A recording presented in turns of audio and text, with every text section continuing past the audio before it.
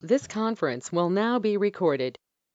All right, welcome everyone. Welcome to the Heber City Council meeting.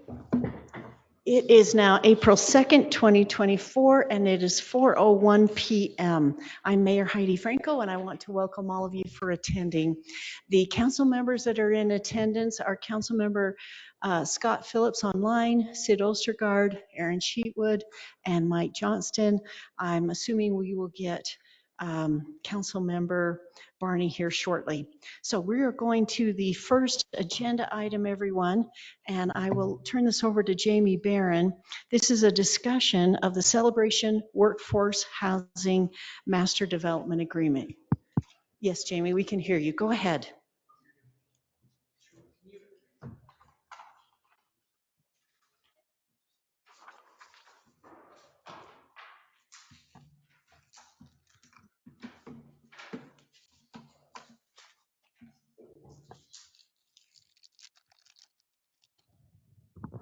All right.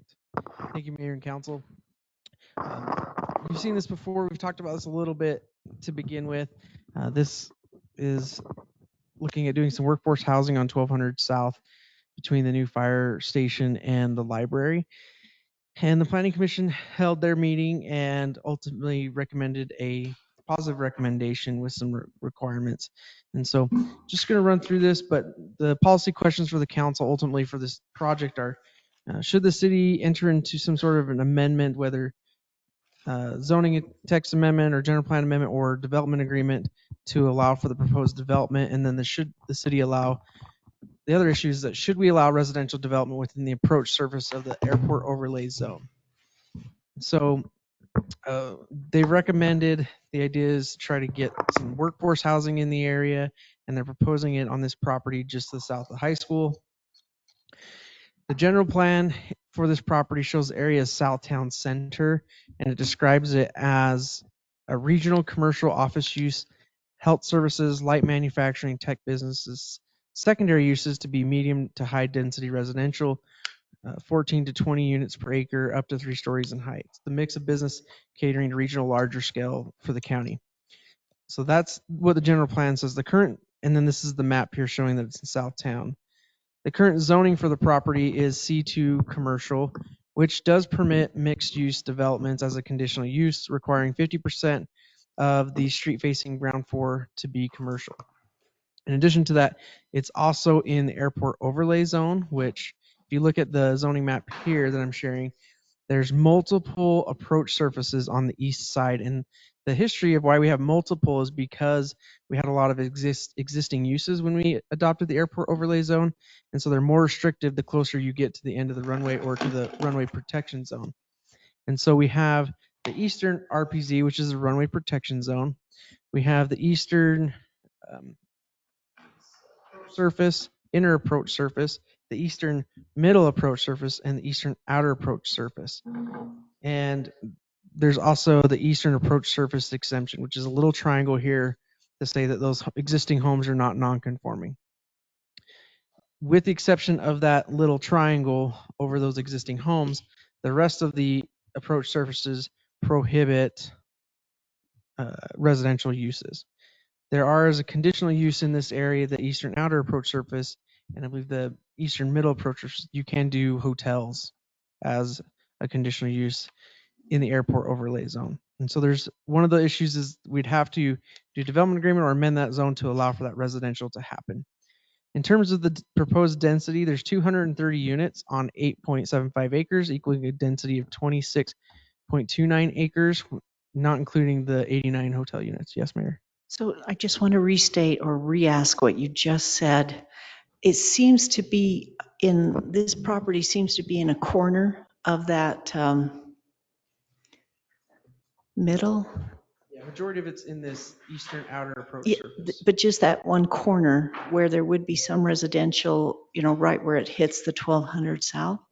So do we have to go to the FAA to get the residential in that area approved, just on that corner of the property? So my understanding is that we don't have to get the FAA approval. I am not an FAA expert, but in talking to our airport and then talking to some of our uh, engineers who work with the airport, we've kind of talked about some of this.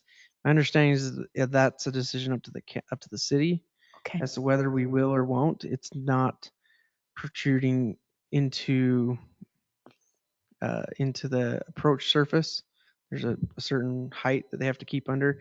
Mhm. I think the FAA would prefer, if I could say that, they would probably have a preference that we don't do that. Essentially, this is where these planes come in and start to make their descent. They're already descending, but this is where it's a, hey, we're coming in for a landing. And the reason they have these approach surfaces, especially the RPZ, which we can't touch, that's more heavily regulated by the FAA.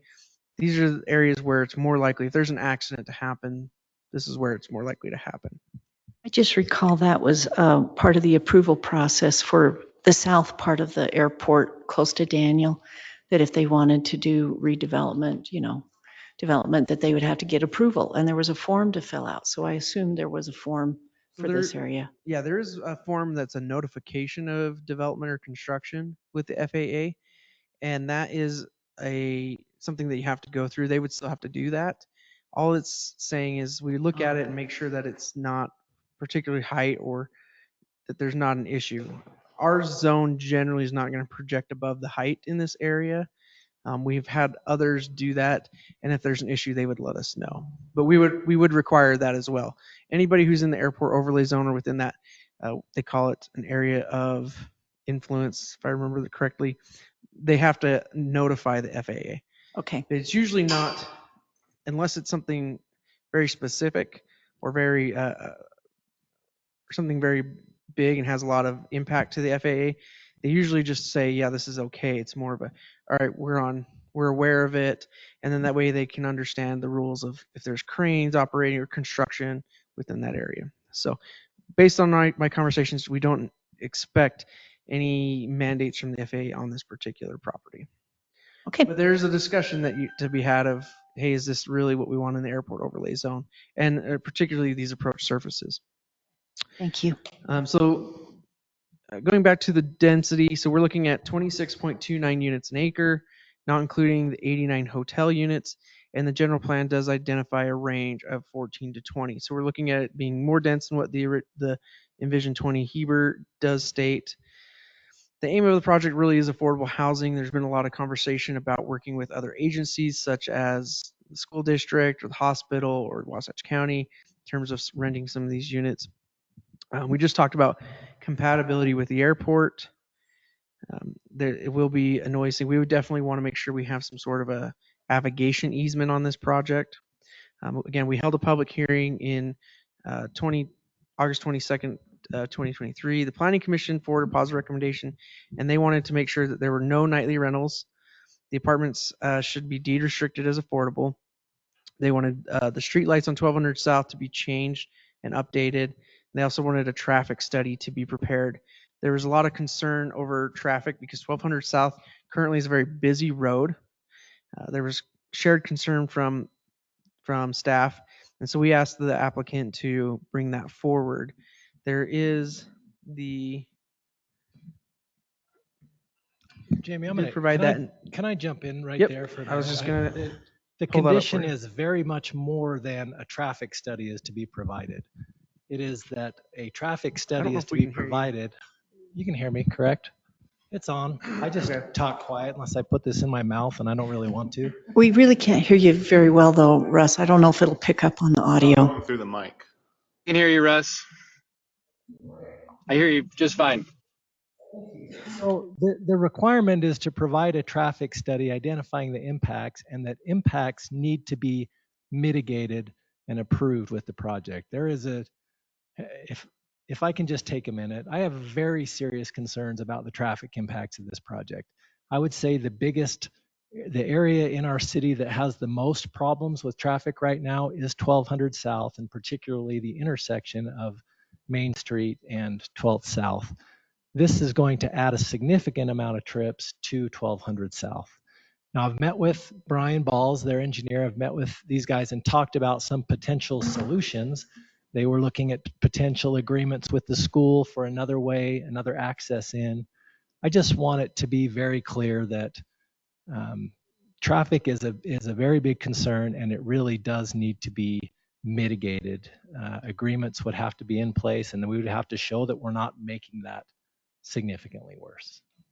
I also wanted to ask a quick question on that, Russ, if you will just think about this. Because of the second parking lot that curves over to the 500 East, is that driveway entrance on the second parking lot far enough away from the main entrance into the high school? Or is that going to cause any problem with those two, entrances and exits being that close?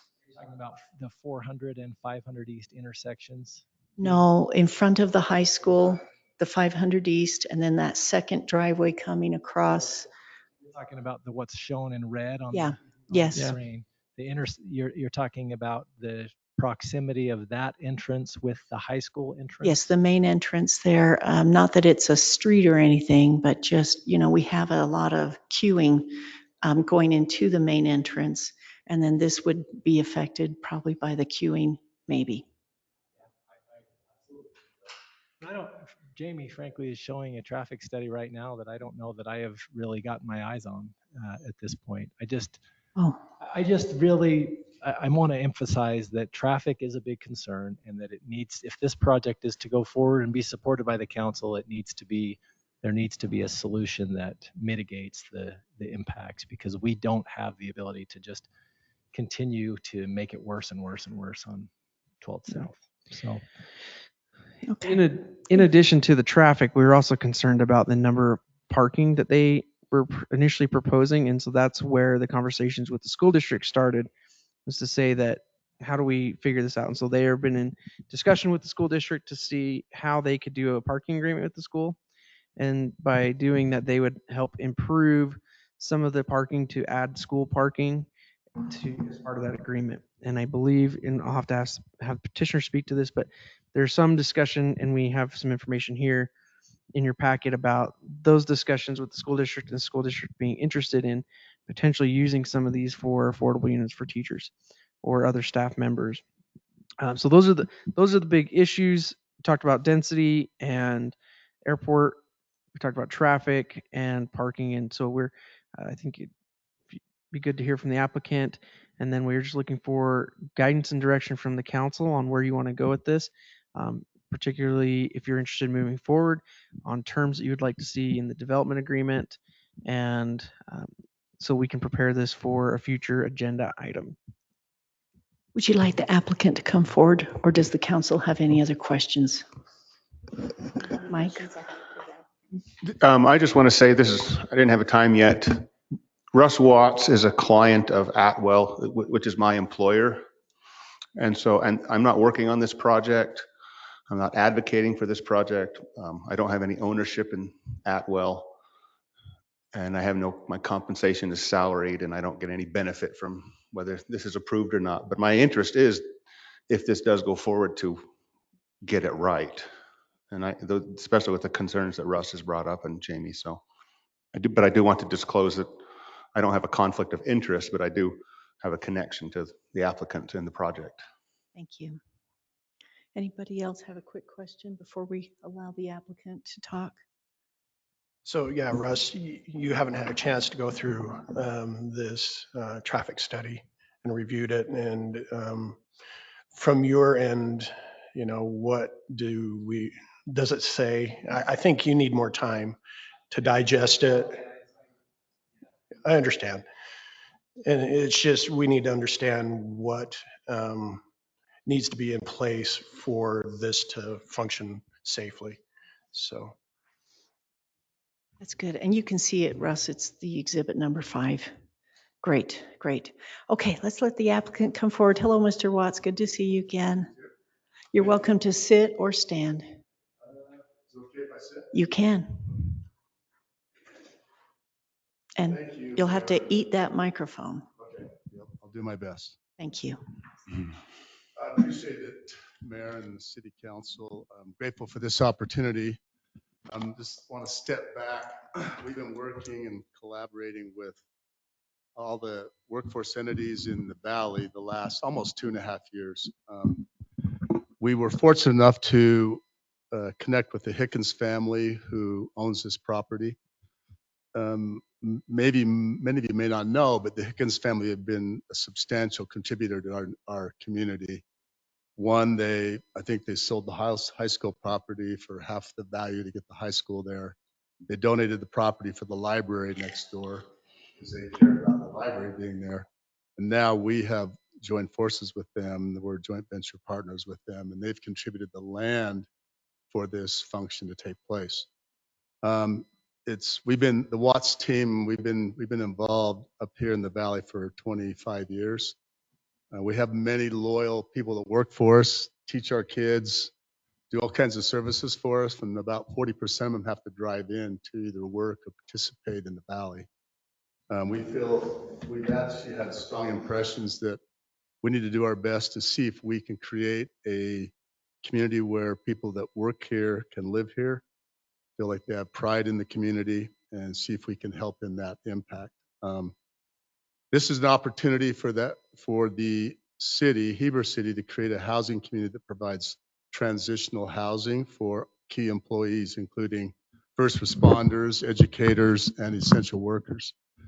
We spent a lot of time with those groups. We personally met with the fire department, the police department. We met with the IHC group. And I have to tell you a story about the meeting with the high school. It's interesting that the Hickens would own this parcel of ground, which is right next to the high school. We met with the leaders there, Paul Sweat and his team, about 6 months ago.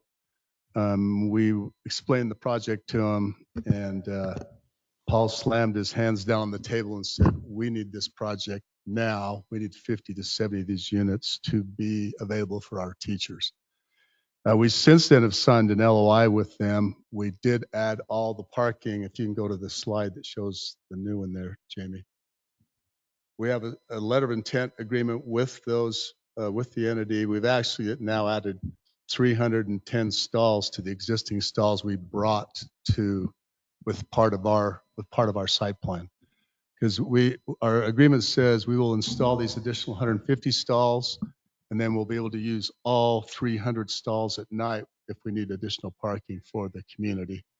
So with the 300 plus our 100 and Jamie, you'd know 150 or 140 we've got in there. We've got close to 450 stalls now, way more than we need for the community. But it's been a win-win for the school. They are behind us when we get to the council meetings and public hearings. All these entities have committed to be here to tell you how much they need this for their essential workforce. I won't speak for them, but they're all excited to be here. I do have Kendall Crittenden here with us today, representing the Housing Authority. They will be an essential part of this. Our proposal is to build this community so that it is rentable, not sellable, to those that are in the 60 to 80% median income. The Housing Authority will help us. They're working through an agreement with their organization to manage it, lease it, and control, and make sure that's the way the units get used. They'll be basically used for those groups that qualify in that median income basis, which is where we struggle. All of us know it's hard to get people in that level to be able to be living in the valley. We also, it's important to say that the people that would live there don't own there, they rent there. We'll have a combination of studios, 1-bedrooms, 2-bedroom units, some townhomes, some flats. There'll be a mix of housing types. And those people that are interested there, essentially, they'll never come to a public meeting because they're usually driving home after work. If you think about it, that's where they're headed. We do care about many of these people that work for us in either our businesses or work for us around the valley. We're here to collaborate with all those entities and with the city. What I really like to point out is the city can actually be the hero of this whole community. In fact, in talking to our team, we would call it Heber City's celebration community, because with zoning, with your approvals, with helping us with impact fees, water usage analysis, all the things that we'll need to make this affordable, you will be the ones that really create the community. I can bring the idea. I've got the engineering team with us. We've got other groups that are part of our entity that want to see this happen.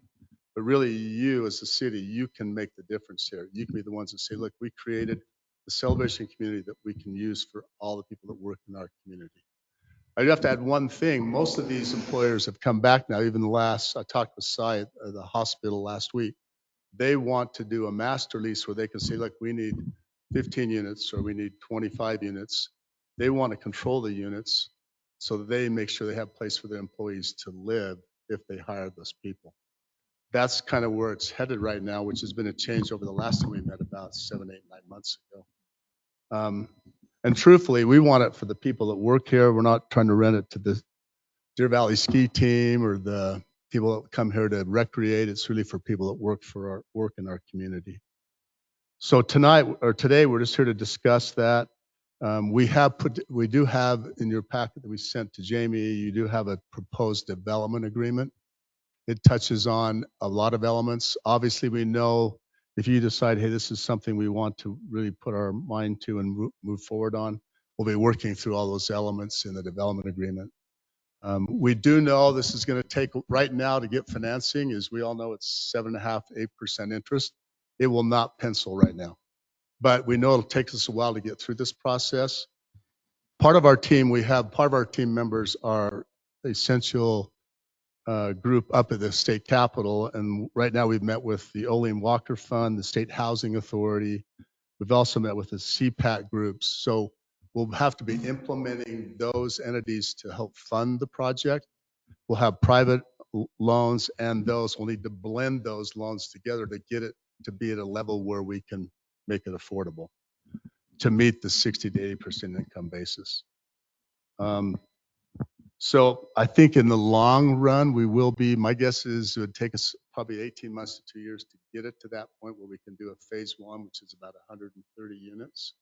And it would be if you look up on the map, it would be the 2 blocks.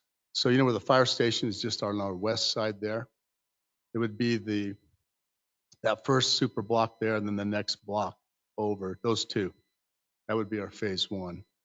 The good part about this location is if you're a teacher, you just walk to work. If you work at IHC, you walk to work. You want to go shopping, you can walk to work. So I can't think of a better use of this property and a better location if we're trying to accommodate our essential workforce. I think right now the key thing for us is just we're hoping that you'll see the same vision we have seen, that we can collaborate together to make this a very successful community. We're all about trying to make this happen if we can just work together with you as a team. So I'm open for questions. Council, do you have any questions? Yes, Scott. I was listening online and the traffic study. First thing we need to do on 1200 South is make a dedicated right-hand turn lane.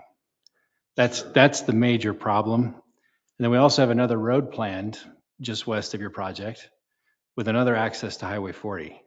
So I'm not sure what the traffic problem is, because we have already planned roads and accesses, above and beyond what's already there. And if you live there, you're not going to go out of your house while school's getting in or out. I mean, you're just not going to make that choice. So if we had, 1,000 more people all traveling at the exact same time, yes, but these, like you said, they're going to be walking. It's meant to be more of a, real small family or single person type living situation. I think the school district even said putting multiple teachers in units, like a 3-bedroom unit, putting 3 different people in there. So I love all of that. I don't think the traffic problem is as big as it is. I mean, just that if it was a dedicated right turn lane onto Highway 40, that would solve most of the problems we have now, because you have person stopping that's not turning right, blocking the 20 people behind them that are. I don't know if any of you have experienced that like I have, but they did that over in Kimball Junction from Smith's onto the highway, or to get onto the highway, then onto I-80. They made one of those just a dedicated right-hand turn lane. I don't know what we need to do that, but that would clear up a lot of that traffic. And then the other roads that are planned, that we've already seen on our master plan, I think would take care of the rest of that. A couple things though, it just has to be Wasatch County workers. We don't want to be building this for the visa holders that come and work at the ski resorts in the wintertime. It has to be people who work in Wasatch County, Heber City, the school district. Needs to be local people here. We don't want to be building this for Park City. That's the main thing I have. I totally agree with that concept. And, talking about the airport stuff, if you sit outside an In-N-Out Burger at LAX, what's not in that zone? I mean, you got A380s flying 50 feet over housing projects. So this would not be a big issue. It's not in a no build zone. So that's what I'd like to say. I think it's a great idea, great project. It's something we need. I can see the public-private partnership that we have to do to get this to the finish line. So that's my 2 cents.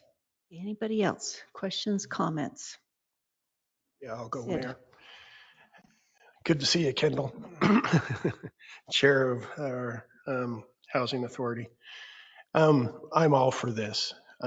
Again, I understand what Russ is talking about.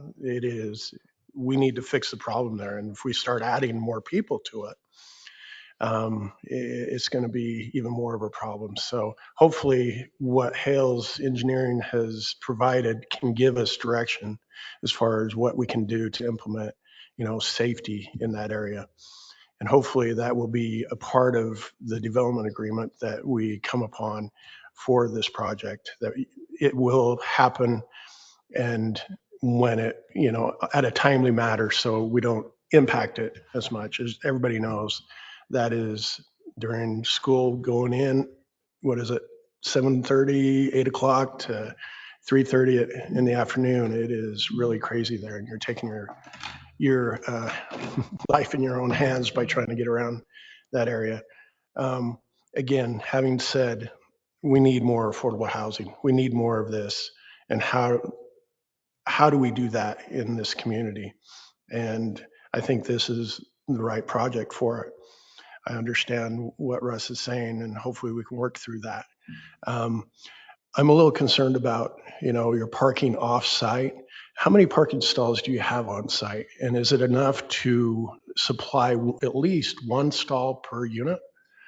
Yeah, I think Jamie and Tony and I, Captain, I think we're 1.3 per unit on site. And does that even include the long-term hotel, or is that? I was just dealing with multiple units. I'm not counting the hotel or the parking stalls there. No. Okay.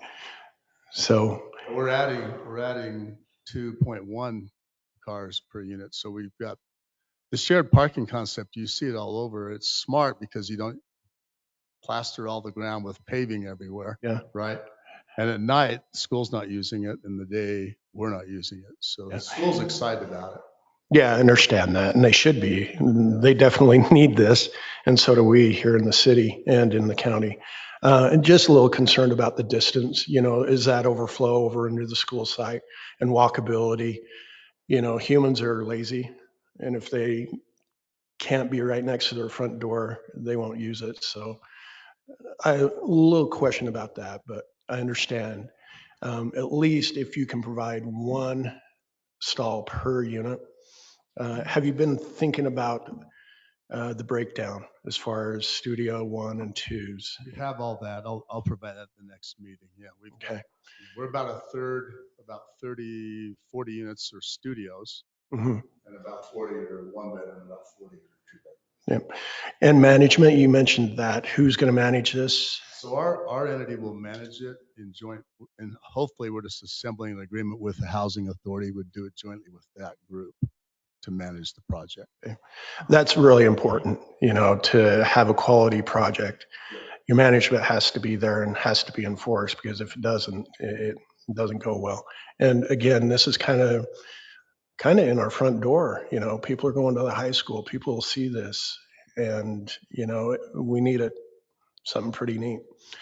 And where it's at, it is somewhat walkable. Again, you take your life in your own hands if you go out on 12th and walk there. But I think you need to look at that a little bit more and figure out how to move people through and to places. pedestrians rather than cars. So if you can do that, and hopefully the school district can have some of their teachers and aides end up there and just could walk to the high school, that would be awesome, and or to the hospital. Yeah, the long-term lease or agreement, master lease. Yes, thank you. That's awesome. If you can do that, it benefits everybody. So that's all I have there. Thank you. Aaron, did you want to go next? Or you want to wait? Yeah, I've got a couple things.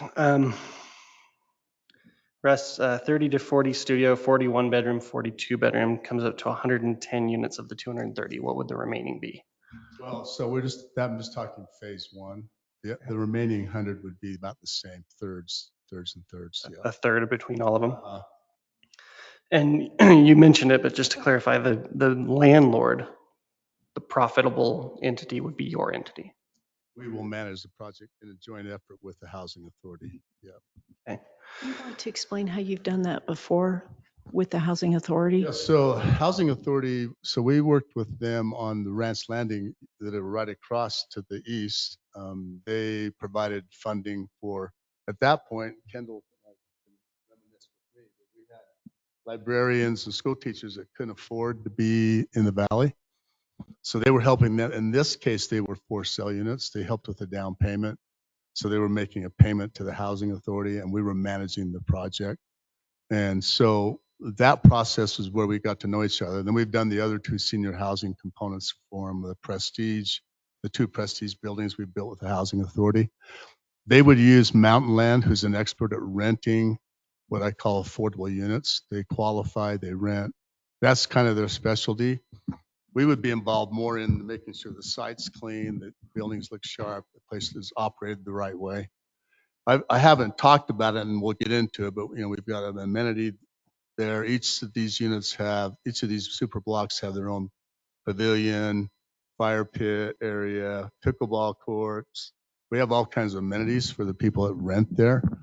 And we'll get into that in more detail, but we would manage all those elements along with the clubhouse as a benefit to the employees that work there. Yeah, so a couple more questions. So, and maybe it's a housing authority question, actually, but my concern would be we can limit the people that can live there to the 60 to 80% affordability. But there's no rule that I understand in that, and I didn't read anything that says that we're going to make rent affordable, that we're going to have some semblance of not just profit maximization. And that'd be my concern here. So let me address that. So right now, and I'll share it with you when we get to our next meeting, is our pro formas show a 6% return to the entity that's putting up the funds. It'll be 6 to 7% to operate and run the project. And it's all based on a 5% interest rate. So we've got to get our blended rate down to 5 to make our rents make sure our rents hit the 60 to 80% median income. that's 6 to 7% of their payments going back to you, or 6 to 7% of profitability on the initial? Return on the whole project. Yeah. At least at the initial build out, not in the future. Well, it'll be the first, usually it's the first 4 to 5 years. Okay, yeah, I'd love to see that. My concern, and thank you for highlighting the Hickens, but my concern is it has to go with the fact that you just called out, the Hickens donated land to the library. The Hickens did a substantial discount for the high school. I think that legacy is amazing.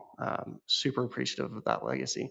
I'd love to see, if it were my choice, if I was the one collaborating, if you were asking my opinions, I would see fewer units, more amenities, and more donation in the form of that profitability, especially where the profit in the future is coming back to your organization anyway. I realize you guys have been in business a really long time. I know that there's a lot of projects that have been done that have helped to make more unaffordable units available throughout this county. It is what it is, and I'm going to be at odds with some development just in my mind. That's just who I am. That's how I work. That's how I think, right?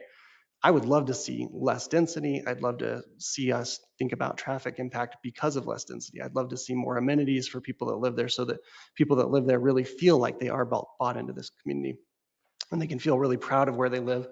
I don't understand at all, and I can be wrong and be corrected by the other council members, but I don't understand at all the shared parking model. I understand that there is a difference of the times of days that are needed, but I drop my daughter off at 8 o'clock in the morning. I don't know anybody that stays in a hotel that's gone by that time, and not that many people that are working that are gone by that time. I just think that's going to be a mess. I see these student parking spots all filled up all the time because of the count of units the count of parking spaces per unit right now. So I'd love to see that increased at the expense of density, and not density. Density is fine, but at the expense of count of units. That's what I'd love to see. And just for what it's worth, council, I mean, my thought process is it's a rental. It's not if it's going to be a rental and it's not going to be a for sale unit, I don't have a whole lot of sympathy for the original initial profitability. And what I mean by that is there's profitability in the future model of this rental type thought process, which means that when we come to talking about impact fee waivers, water cost subsidies, I have zero interest in letting any of that happen. This is a taxation on our roads. It's a taxation on our infrastructure and utilities and everything like that. And maybe year one isn't super profitable, maybe year three isn't super profitable, but this is rental into perpetuity forever. And I would say you'll get there. I'd love to see the same kind of donation of profitability and saying instead of 4 years profitable, we make it 10 years profitable and we all get more out of it. That's me. And I realize that that's going to be at odds with some people up here, but that's how I feel about it. I'm not bought into the vision. I get the thought process of having units there. I understand the walkability. It's too many, too tight, too little amenities, and the rental thing makes me just, I can't imagine giving a subsidy to an organization that ultimately is going to have a perpetual income from it. It just doesn't make sense to me. I could if it was for sale, because at that point, the person we're giving the benefit to is the person that's going to sell it, and they're going to have some kind of profit. They're going to have some kind of equity. They're going to have some kind of long-term payoff. That doesn't happen here, which makes me think I just have zero interest in subsidizing any of that stuff. That's all I've got. I don't really have questions. That's just how I'm thinking about the project. Is the Housing Authority getting back interest on their collaboration or I'm assuming loan with you, Mr. Watt? There's no loan, but they will not No be loan? involved in any loan. No. Okay. Sometimes they've funded things like that in Yeah, the they past have and in the been paid past. back. Right now, our collaboration is just making sure we manage and we rent to the right income level of teachers and essential workers that have no place else to live. Okay, so If it was for sale units, none of them would be able to afford to buy it. So that's kind of the hard part. I want to address that real quick. Would you rather have it be market price units, half as many, when no one can afford it? I mean, there has to be a give and a take here, because like a developer wanting to come in and make less profit already. I mean, it's still a profit, but hey, we got to make money to pay people and pay things. And willing to do this, there has to be density. There has to be a return. It's not, we don't live in a world where people give their work for free. So it could be instead of this being proposed, it could be another Ranch Landing project, which started out with good intentions, but now it lost all of that because it started out with deed restrictions and everything else, getting people in that couldn't afford it. Well, the deed restrictions were lifted at the first person who asked. So we'd got to make sure there's things in place, restrictions on rent rates, based on AMI or whatever the calculation we come up with, that the rent rates cannot be higher than what a person making 60% or 80% AMI can afford. That's really the only way we can really restrict it. I think that's a great thought, Scott, about the rent rates. And I don't mean, I'm actually not anti-density at all. I just am thinking I'm just saying the it alternative. costs less to build those, let's say we take 4 of those buildings out. The cost went away, but so did the profit. But if it was a big square of grass for people to play on, that would be more aligned with what I'm thinking. Does that Right, make but sense? to make the whole project pencil, you got to have those many buildings. Like to get to where you get to. You do if you have a limited or a short-term time horizon on the profitability. You do, absolutely. But I think it's disingenuous to think about, well, we have a 3 to 5 year return on investment where we're profitable, and also we have infinite profitability into the future, but we're the good guys here. There's no infinite profitability. I mean, rentals 5 years out are destroyed. So they're the owner. They got to go back in, recarpet, repaint, re-roof, like take care of the buildings. There's not infinite profitability. They're making a profit, but it's not like, it's not like if you're taking care of a rental that you're renting and you rent it for 20 years and the person that owns it is just like milking your money. That's not what this is. I mean, you'll have people that take care of it, the others that just destroy the unit. And then the owners have to come in and redo that after. So it's not unlimited profitability. I thought that's what the deposit was for. But anyway. Deposit does not Mr. cover Watts. that. Mr. Watts, you go ahead, and then we've got to try to keep moving. We'll let the other council members speak. Yes. One kind of fun point to Aaron's concepts are, the school's excited, you guys, because we have look at the size park, grass we have right next door. I mean, and they want their teachers to walk to school. And if Paul Sweat says, hey, we want 50 to 70 of these units, half of our phase one, they all walk to school. They don't use the roads. They do when they go shop if they want, but they get to walk and teach and be right there on site. So I can't think of a better location if we were saying, where else can we locate this where people don't have to drive? Well, that parking is new parking. That's new. That's not an existing parking lot. And they're only going to have half the students a year from now. So the whole picture changes in a year. Can we move on to the other council members, or did you have any other final questions? Okay, Yvonne. Yvonne. Hi, Mr. Watts, how are you? So when this was first initially brought to the council, I was actually for it. And then the density changed. I realized, and you've added a little bit more. There's just a little more density. I don't remember seeing, I think it was just because we saw just the initial concept and the thoughts behind it. I'm going to say this. I feel that when it comes to workforce housing, I hate that word. I'm sorry. I know I'm probably the only one here who thinks that workforce housing just sounds like project housing. I mean, it's like, let's stack it on top of each other and put it together, and here it is. It's less expensive and you can have affordable housing. I'm talking about affordable living. People need to have a place where they live. So I appreciate that you're trying to give amenities. I'm also questioning what's the purpose behind the long-term stay hotel. Please explain that to me. Why is that a go in that area in particular? And we're walking away. I mean, talking about, I think someone recently just now said, we don't want to have someone from Park City. We don't have individuals that are working up at the resorts there. So that's the only reason I can understand what a long, term stay would be for a hotel like that, is to accommodate the J1s and individuals like that who are seasonal employees. So is that what you're looking for, is to put a property there or provide housing for those individuals? What's the purpose? Our concept, once again, would be for Wasatch housing, Wasatch County Okay. people only. If you talk to the hospital and some of the larger entities, they have consultants come all the time. Mm. And they would love to have a place where they can stay long term with their own kitchenette. They can actually be in there for a month to 2 months. How many rooms are in there? Right now, there's 80 rooms planned in that facility. In that facility, 80 rooms.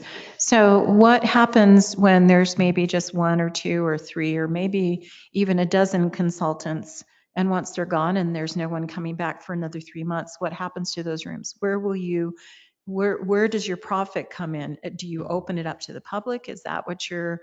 So really, our plan would be there that if our other part of the project is filled, then maybe we're down to where teachers or essential workers just rent rooms. They don't even have a a apartment or a place to live in. So that's kind of the concept, would be single rooms.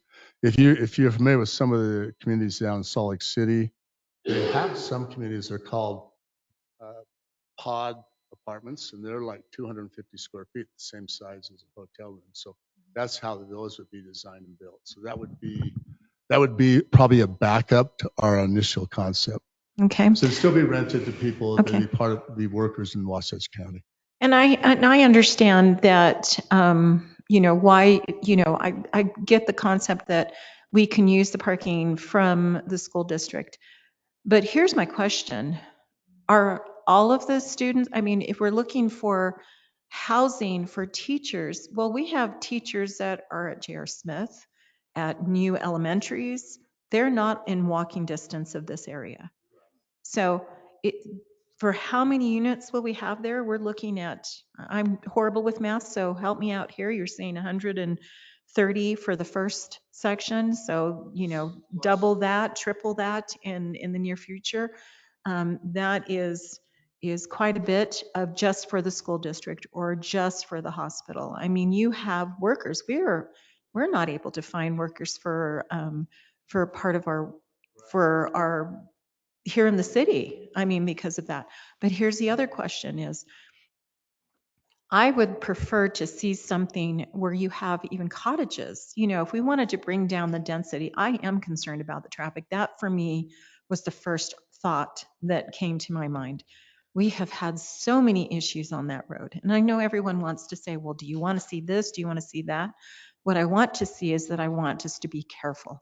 I don't want us to say, hey, this sounds like a great idea because we drop the term workforce housing, affordable housing, and then just have everything else go away. And I'm not saying to you, but I'm talking to my fellow council members.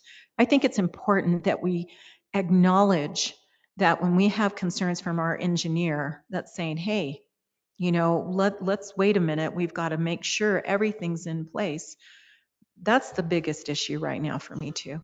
I'm concerned about that. Like I said, the density, I don't like how it looks. I think it looks so boxy. I know ranch landings. Yes, it's true. It did start out as a deed restricted program, and now look at where we're at. Similar to other townhomes in the area that have gone from affordable to unaffordable, and but the difference is that if you want families, that's great. This is a great project for singles and maybe a small family. But most teachers come in with families, 3 kids, 4 kids, husband, wife. Husband might be the teacher, but the wife is not. I know that, some might disagree with that, but that's the truth of it. And we can sit here and shake our heads on that, but it is the truth. You talk to most of your teachers and they have 3 kids. They live in a house, their husband or their spouse or whatever is working outside of the school district, and they're looking. So I wouldn't mind seeing something that's more cottages or townhomes on one section, and taking out just stacked density, high density. I realize that the yield for the developer is a lot higher, and maybe not, but I feel that as far as your traffic concerns, that would take down a lot of that. Also, I think one of the council members also shared that, humans are lazy. To have to walk to get somewhere, it's going to be, I feel women especially would feel uncomfortable doing that. If they're a single woman, they're not going to want to have to walk anywhere to have that. And they're not going to have, if they have visitors, they're not going to want their family members to have to walk down the road to get to a parking space because there's not enough parking spaces here. I have a daughter who actually lives at the ranch landings, and their biggest concern and their biggest issue is that whenever they do have family members, it's true, they do use the parking lot across the street at the school during the evenings. But they said that for the majority of them, they definitely try to park right there in the complex, which gets a lot of people upset because they feel like they're having their parking spaces taken because nobody wants to walk, especially when it's snowing, raining, so forth. So I'm wondering if there's a way that if you come back to us, and this is a majority council decision, unfortunately, but if you do come back to us, I'm hoping that maybe you'll take that into consideration. The density doesn't need to be there. I don't believe that we will have that many people at 130 units per complex or per building that we will have need for that many. Why not let's look into more of a townhome setting? If you need the long-term stay hotel, then for me that's not a sell for me. I don't see any use for that, but I'm sure it's something that will benefit the developer in some form or another. I would like to see more green space for sure. I'd like to see that if there are families there, that their kids have more green space in each of those areas where there's amenities and there's covered parking spaces. That's wonderful too, not having to worry about going out there and taking the snow off of their cars. That's something else that across the way, the ranch landings and Prestige, don't you have also covered parking there? Just one per unit. Okay, all right. But to have covered parking would be beneficial as well. I am not opposed. I do feel that we need to have something for all of our workers in this community.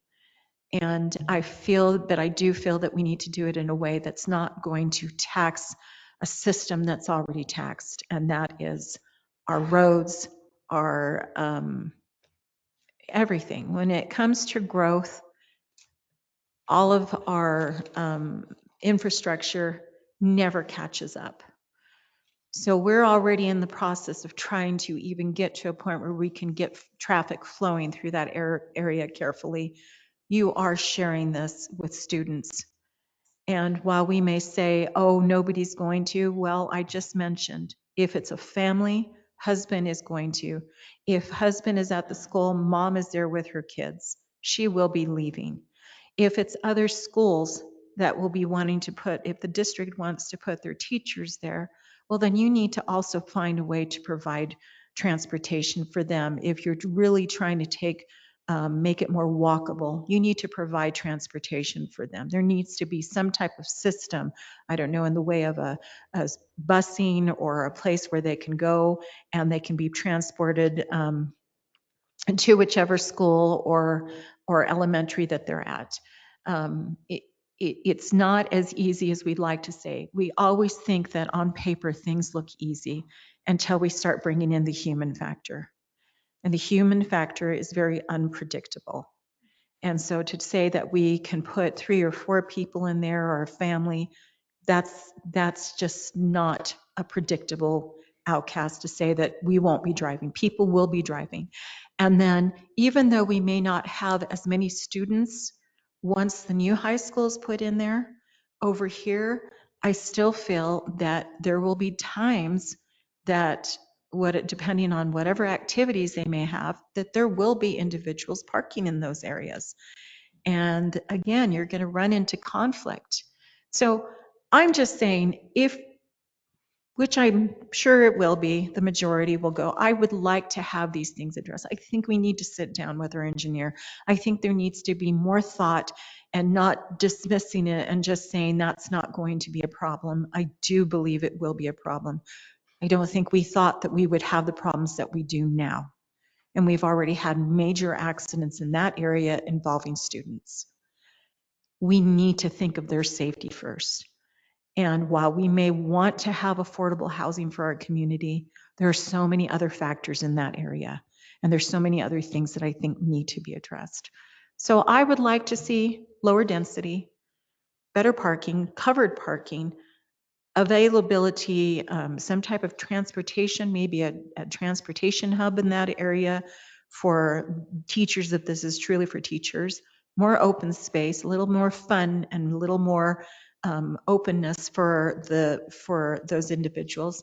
if you bring down the density and maybe put in more of a townhome setting, that might bring down the concerns and the need for so much shared parking. And sit down and talk with our engineer. Let's make sure we do this right. Thank you. Thank you. Mike, would you like to add anything else? I'll just quickly add that we're beyond the point of thinking that the private sector can solve affordable housing. We're far beyond that in most of Utah, but particularly up here where people want to live. So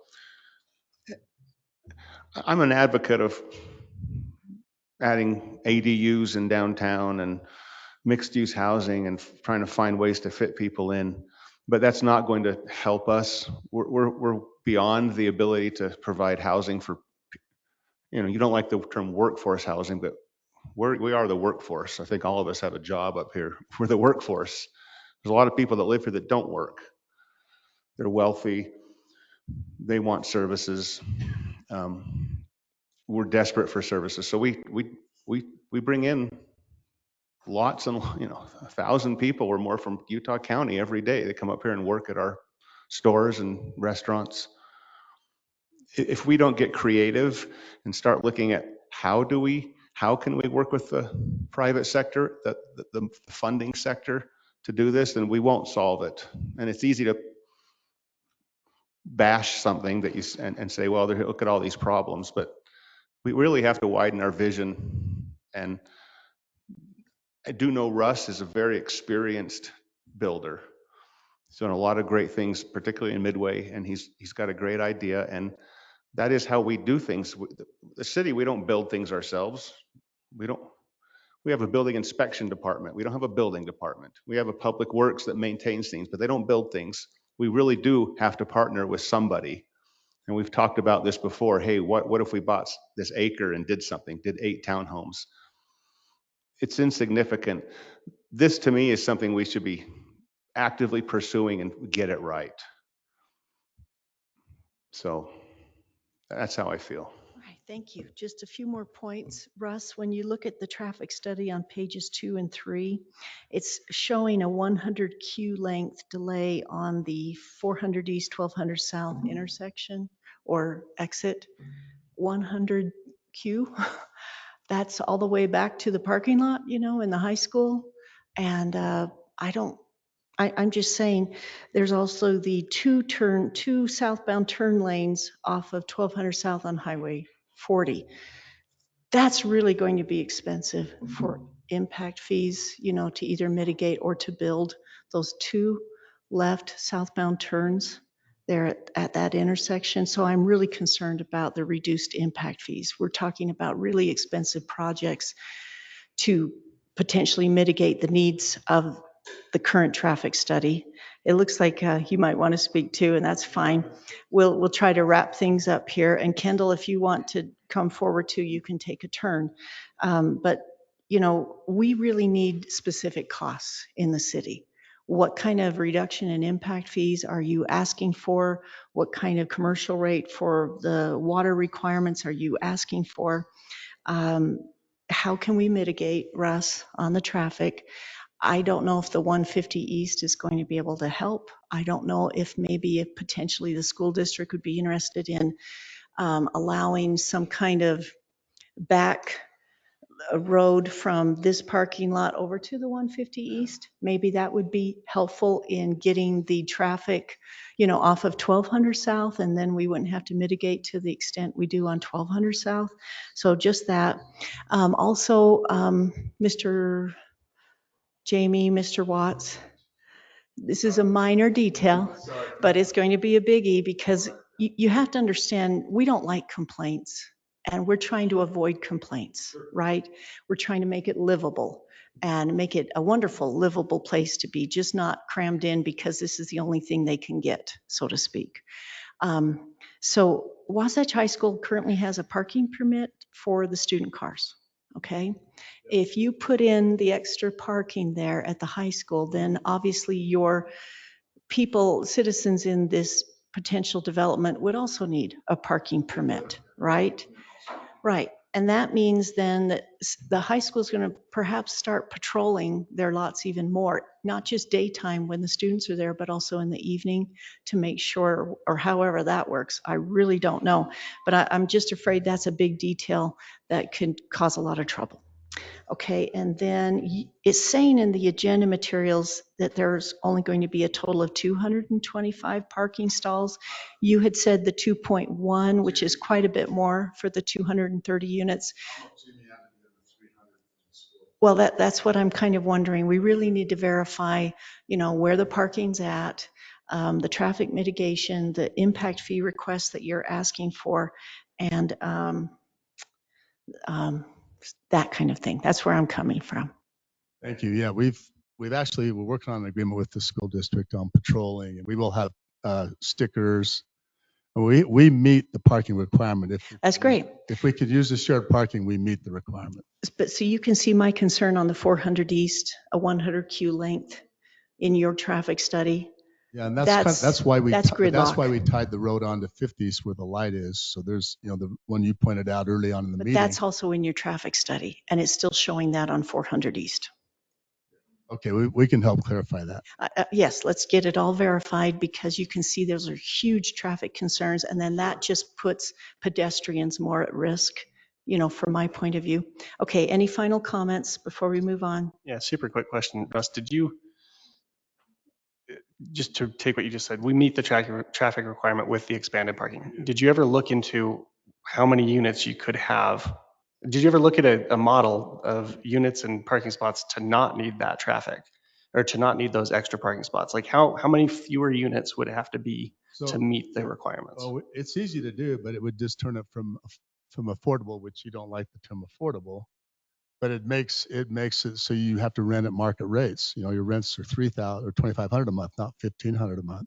It's a simple thing, because we can take out units and reduce parking, but then you don't accomplish the 60 to 8% median income rent you need to make sure people that are essential can afford to rent there. At least in the same timeline, right?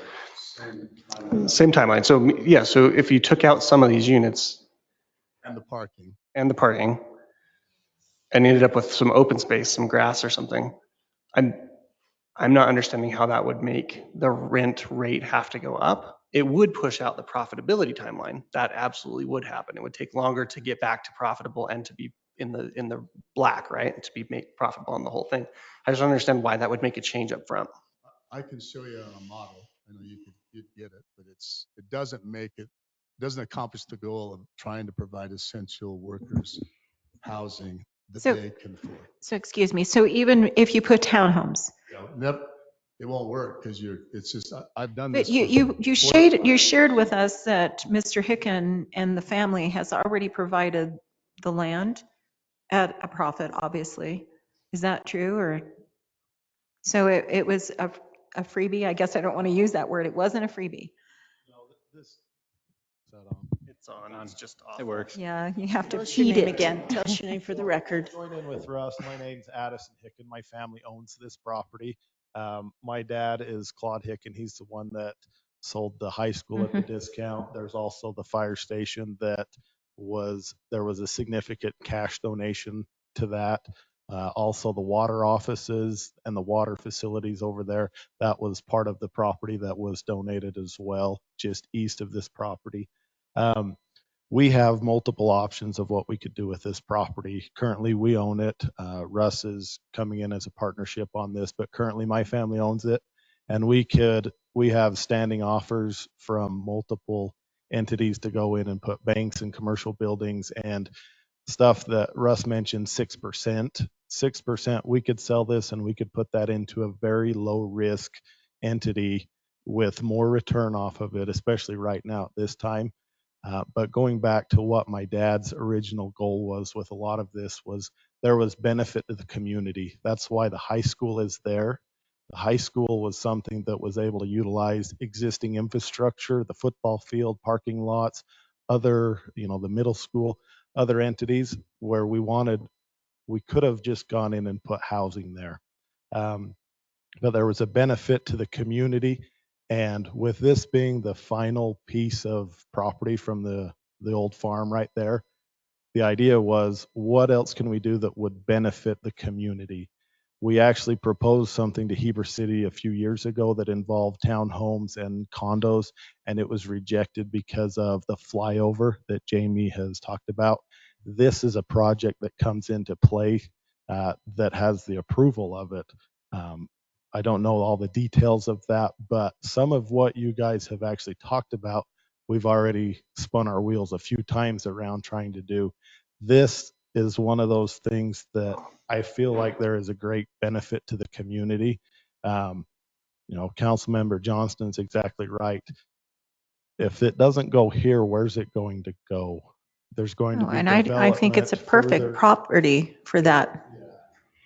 I think there's a lot of benefits to this location, as Russ talked about.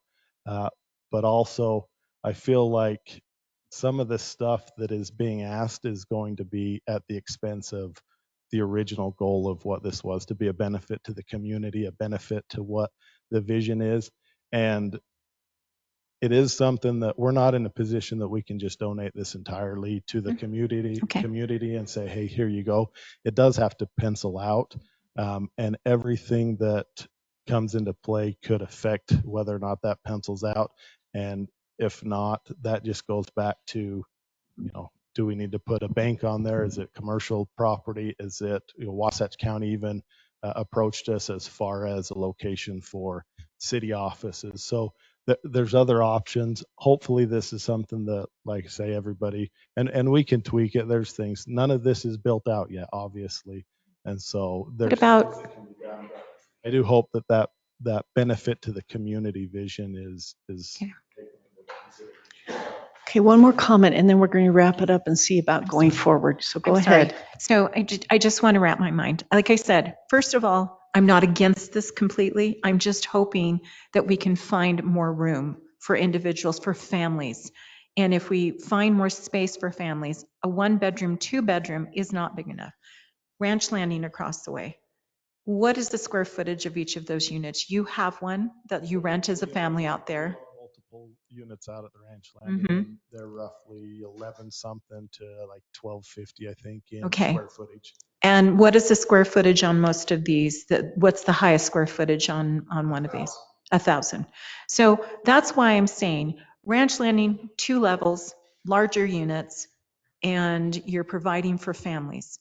If we're really trying to provide that, I just know because I have family members that are dealing with this. I'm not a rich person. I'm not wealthy. My family members are not wealthy.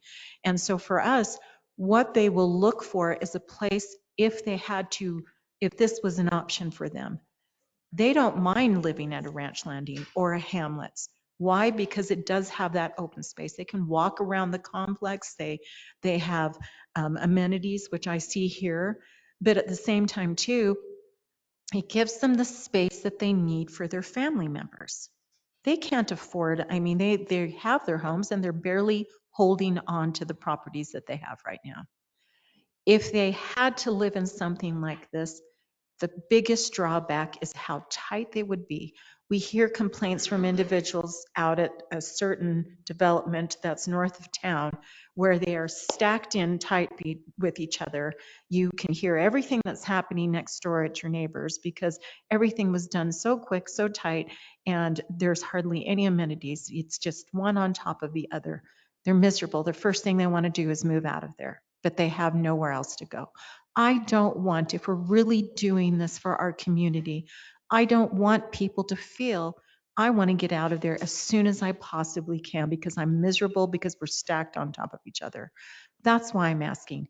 If we can look and redo and maybe larger units provides a higher rent, but still for those families that have 2-income families, if they have 2-income families, you have your teacher, your service worker, and then the other family member that might work outside of the city or someplace else.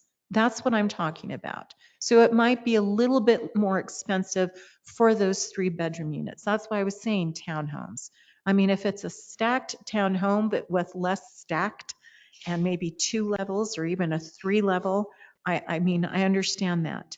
That's what I'm trying to say, is that I'm not against this. I want us to work it out so that if we bring this down, then it really is doing what we want it to do. We keep saying this is what we want, but I am not willing to tell someone just because they can't afford to be in our community, yet they're providing a service for our community. Here, go stick over there, even though it's stacked up and there's not a lot for you and your family to do, and we're just pushing you in there because it's affordable. I don't want people to feel that way. I want them to feel like, hey, like my daughter that rents from you. I like it here. This is a good place to be. And I don't mind living here. And I can walk my dog and I can hang out and it's quiet and it's serene and there's beautiful trees in front of me. If I look over my balcony, you see what I'm saying? That's what I'm trying to say. Is if we can get in that direction, I get the whole money thing, kind of. But I'm feeling like if we can kind of think outside the box just a little bit more and not think that the only way to go is high density, because I feel that we can do it both, get both of what we need. Thank you. Okay, council, I have one we real had quick two question. questions. Well, we're going to really run out of time on the next discussion, but go ahead. So with Ranch Landing, how many parking stalls per unit? And that parking is never full. It's not. It's very full. My dad lives over there and okay, wherever he is, there's not full parking. I'm just saying Yes, it is. It is very full. I'm just saying with my own eyes, I see it almost every other day and it's not full of parking. The second thing was the UDOT study is saying that the fifth north queue is 350 feet now. So 100-foot queue is like 10 cars. That's not a huge line of cars. So I'm not worried about the traffic. Kendall, did you want to say anything? Yeah, It sounds like you're on. just very quickly, appreciate the opportunity to present in support of Russ. I've had the privilege to work with Russ in the Housing Authority on several projects, and Russ isn't your typical developer. He will work to make this work and make it work for the community. Just one comment I thought about as you were talking about the size, the minimum size, 1,000 square feet is the largest, right? Right. I raised a family of 10 kids and 8 girls in just over 800 square feet, one bathroom. And so it's, we get a family in there, but several years ago, the county looked at a shared equity type program similar to this. COVID kind of killed it, probably bring it back eventually, but where we have investment from other partners, private partners to build housing. And this is very similar to that. I think it'll work. Something we've been working hard for a long time to be able to provide housing for our essential workers here in the community. So I know Russ will keep working with you. Probably some issues need worked out, and I'd hope you would keep working with him and make it work. Thank you, Kendall. All right, so council, we have to take a little bit of a straw poll here. This is not an action item. First of all, the city would have to amend the general plan. It would also have to amend the zoning ordinance to permit this. And then we'd have to decide again, as Mr. Hicken said, will we allow residential development within this approach surface? Because before it's been turned down. So does anyone want to speak to going forward? Are you ready to amend the general plan and the zone? Are you ready to allow residential in the approach surface of the airport overlay zone? If you can just say yes, yes, yes, no, no, no, whatever you want on those two. Let's just kind of go down the row here as a straw poll. I'm ready to move forward. Okay, so I guess that's a yes on both. Go ahead, Sid. Yes. This is needed. We have to work this out. It is needed. Yes, I'd love to talk further. I don't think we're there yet, but I'd love to talk further. And could we amend it? I don't know the specifics there. I'm open to thinking about it. I don't know enough about it to know what that looks like. It makes me nervous as thinking about putting people in front of an approach. That makes me nervous just from a safety perspective, but I don't know enough about it to weigh in. I'm willing to think about it and keep talking about it for sure. Remember, there's a hotel closer to the airport. Which I think was a horrible decision too. So, yeah. And it's fine as long as there's no accidents ever. Yeah, and right? so As in soon answer as to your there's question, accidents, then it's a terrible thing. And why did the city ever do this? And on and on and on. And we can't control that because we don't fly those planes. in answer to your question, I'm good to talk about it further. I think we could get to something that makes good sense here. Okay, Yvonne, what do you think so far on the straw poll? I think I've shared pretty much how I feel about this. If as long as there's collaboration and we really have honest discussions on this, obviously we have the 3 that's needed to move forward. So with me, since we're moving forward at this point, I just want us to be honest and forthright with this and do this right for our community. Okay, why don't we just pause right there because we seem to, the council seems to be going forward with that. And we appreciate you working with Jamie and Russ on all of those picky details because it's not, even though we have a lot coming online with affordable housing, we don't know what your timeline is either. We'd appreciate knowing your timeline. That can help us see whether or not it's going to drag on for a while, such as our other affordable housing units that are, promised. If it's going to be in conjunction with that, if it's something you could do sooner, that's good to know too. So a lot of details we appreciate you working with us on. So we thank you for listening. We look forward to making this something that Heber City's proud of. It'll be something all of us will be excited to have in our community. Thank you. All right, we are going to move on now to the second agenda item for the work meeting. That is the North Village Crossings annexation, AKA Harvest Village. So Tony, I'm assuming he'll be right back. And then Mr. Goldberg, you're welcome to come forward also. Let's just wait a second until we can get Tony here and get the materials up, please. Sorry to make you wait after you've been waiting so long. No problem at all. Okay, Tony, whenever you're ready. Yes, thank you, Mayor.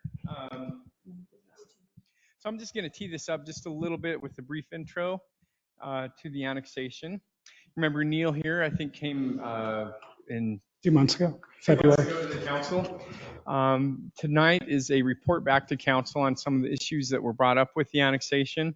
Neil has left no stone unturned. And so tonight we're going to report back some of the issues that we've learned. Neil has talked with a lot of other property owners in the annexation who are here tonight. Don't know if we got the Heiners here. I can't see them. Are they here?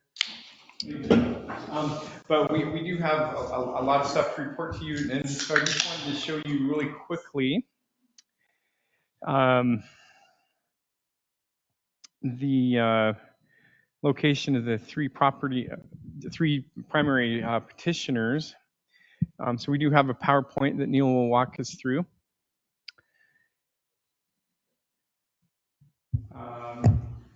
You can see on the little circle there, or the green area right here, you got 3 primary petitioners. One's at the crossings here on the east side of the highway. Harvest Village is on the southwest part of the intersection, and then the Heiner family is the 3rd petitioner that is on the northwest side of the intersection. So in my staff report, I queued up some of the issues that will be talked about. I can just briefly go over those. Let's see.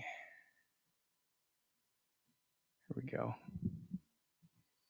So not to get in the weeds right now, but we do have a potential island, as we talked about in February. There's some non-petitioners that are within the annexation that were being brought in with the annexation. A couple years ago, they indicated they didn't really want to come in the city. So I think that'll be a point of discussion as to what we want to do there. Stormwater corridors, we've talked with engineering about some potential ideas on how to meet the city's stormwater plan.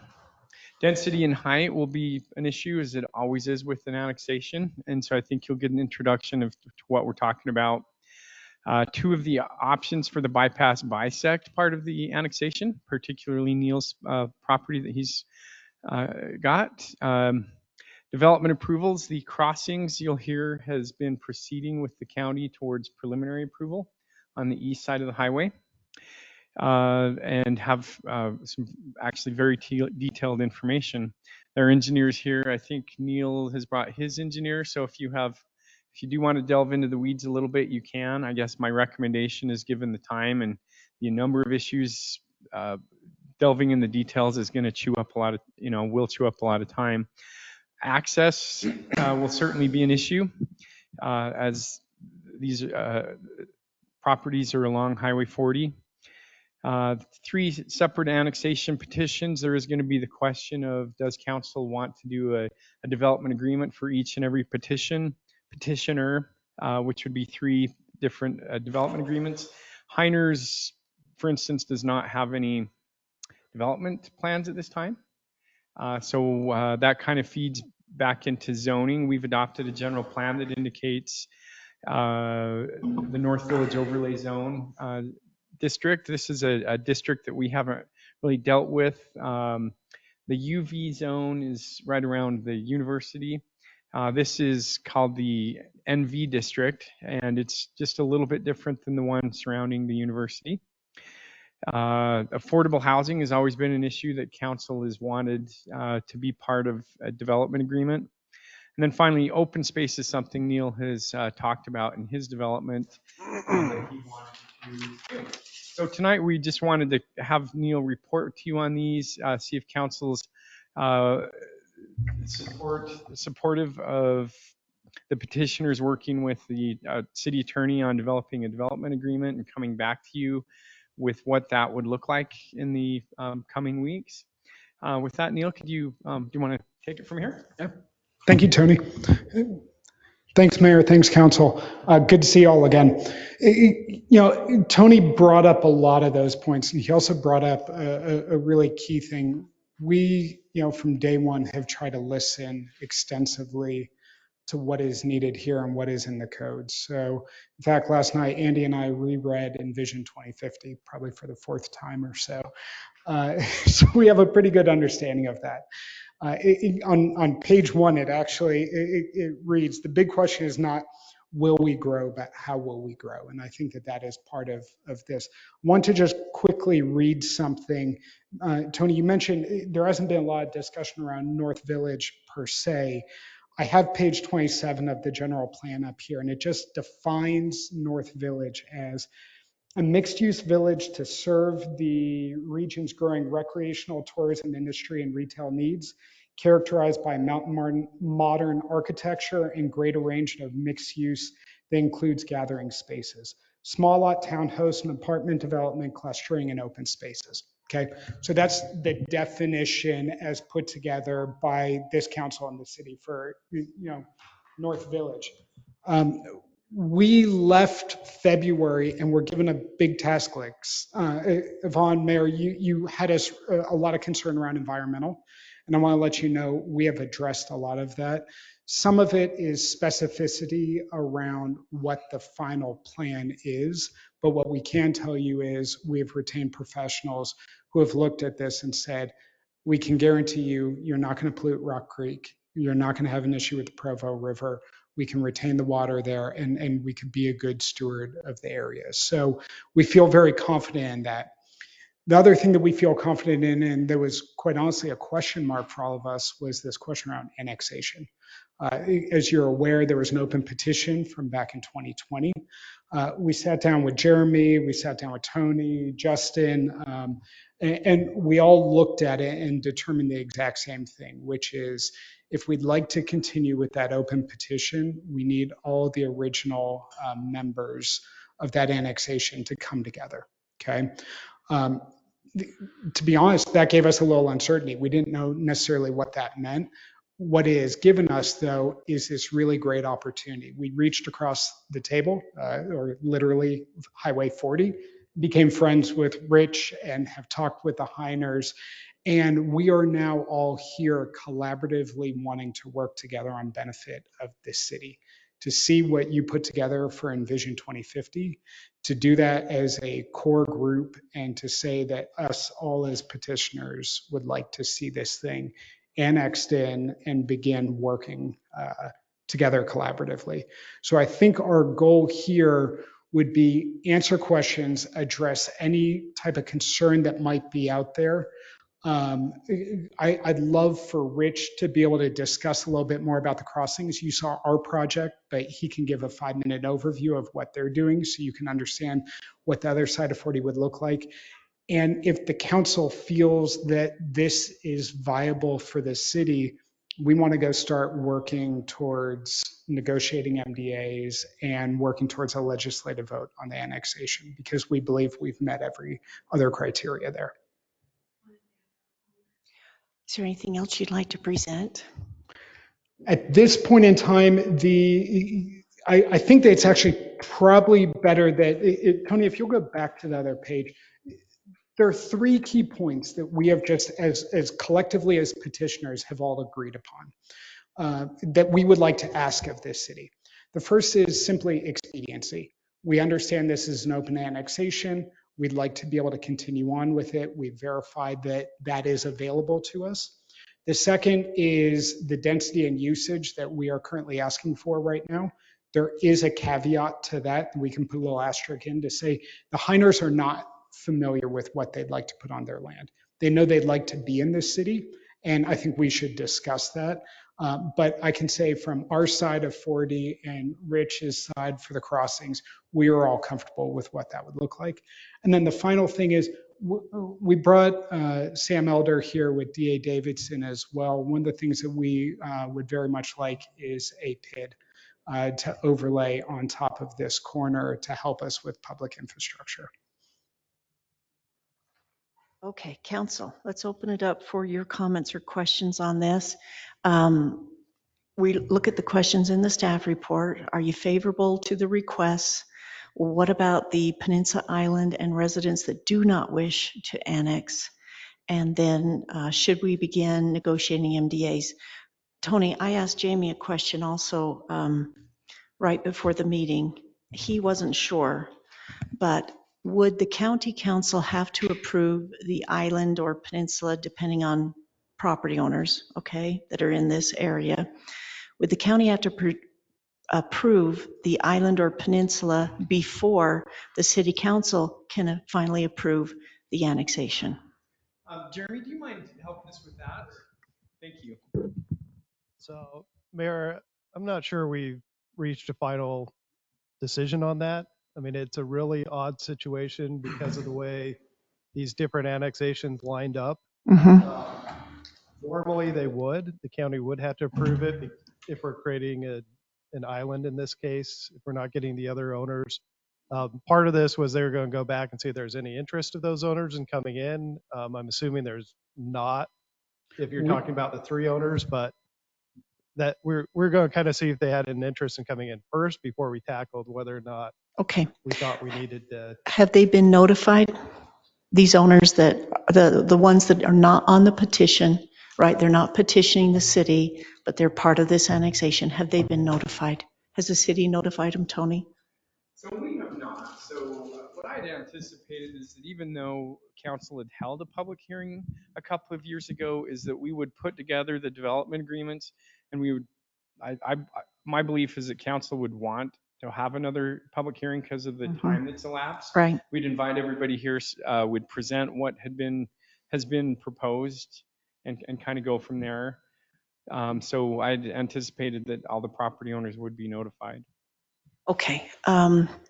That's good because it has been 2 years since the last public, well, actually, let me back that up. It's been almost 4 years since the last public hearing because it was in the spring of 2020 when that original petition came in. So that is quite some time to think that we don't need another one, right? We do need another one. Okay. All right. We agree with that too. Thank you. Thank you. So we need to notify the residents. We need to see what they think. But Tony, you were just saying to wait until more is fleshed out with the MDA. Is that what you're saying? Well, Mayor, you could have asked a couple years ago that when we do our public hearing, that we have the development agreement dialed in as much as we can. Yeah, we have more details. And the development fleshed out so that we can present at the public hearing what we are being. That's true. So, That's true. So with that, we would like to proceed forward with getting the development agreements fleshed out, getting an idea of what these developments look like. Are we going to have any vesting at concept or preliminary, so that we can present this at the public hearing? And so the MDA would also have to include approvals from the fire district, I'm assuming, in a preliminary way, approvals from UDOT on access management, and that takes us right back to the bypass, because that's the huge elephant in the room right now. Have you talked with UDOT about the potential bisection of your property? We have not directly. We Well, I'm sure you understand must it. have considered it. Of course we have. There are certain things that are admittedly in our control, and there are certain things that Exactly, but you can also see that why would the city want to add to the cost of the future bypass road if that route is chosen?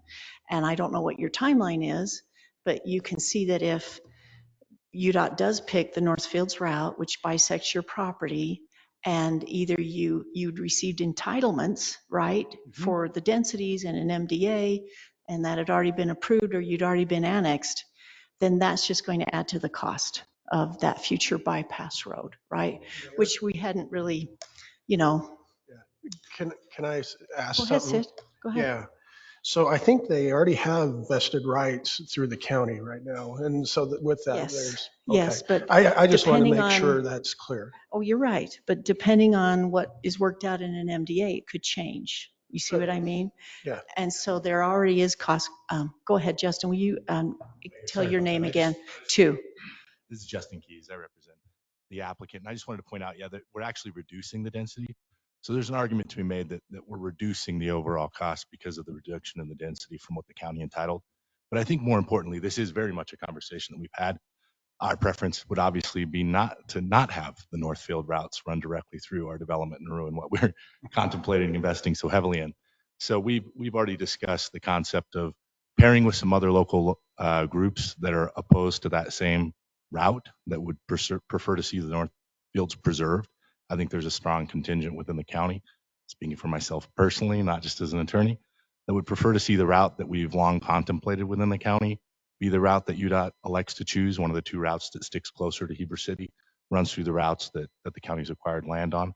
So, our intention would be, if we move forward on this and if the city's in favor of it, to directly lobby with, and we did discuss this with the city manager a little bit, directly lobby UDOT to push for those routes that we think are more in keeping with what the local constituents would really like to see, right? And I think having an independent voice, taking more of a lobbyist approach, advocating for those is actually beneficial for Heber City as well. I can't speak for everyone as to which routes you prefer, but I think, the consensus I've heard is that most would prefer not to see the more freeway type approach that wraps through to River Road. I know there's pros and cons to each of these, but this is very much on our mind, very much a part of our discussion.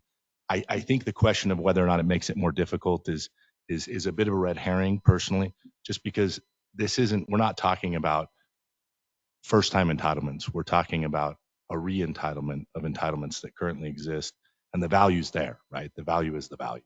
Can I just ask another picky question on that? Because if the MDA proceeds and gets passed and you get annexed, then there's a certain amount of density there, hopefully lower as you're proposing.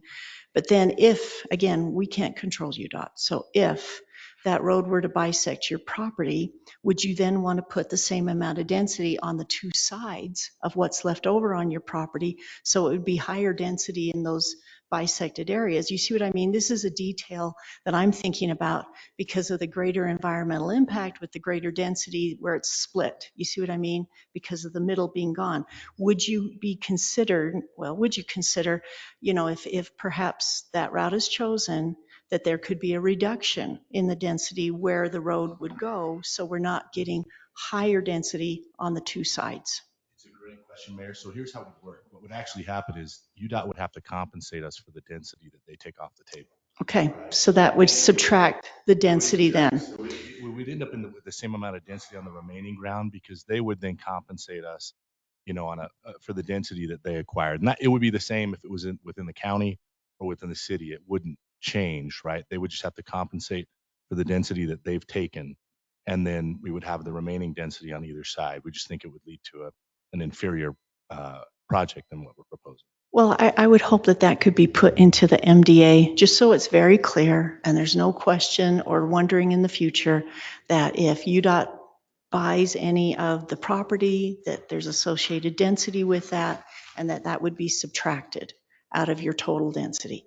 I mean, to me, that's really important because otherwise you're going to have greater environmental impact on the sites. Okay. Thank you. Thank you for considering that. Gentlemen and council, I need to excuse myself to attend the Party County Convention tonight. I'm going to turn over the chairmanship of the meeting to Mayor Pro Tem Aaron Cheatwood, and he will proceed. And you, good luck. I'll do a great All job. Thank you, Mayor. Thank you. Thank you. Applicant, did you want to say anything else before we ask the council for any questions or comments? It looks like there might already be some questions. I think the question would just be, would you like Rich to come and discuss his project before we're opened up? I think it would be beneficial. I just want to touch on the bypass question.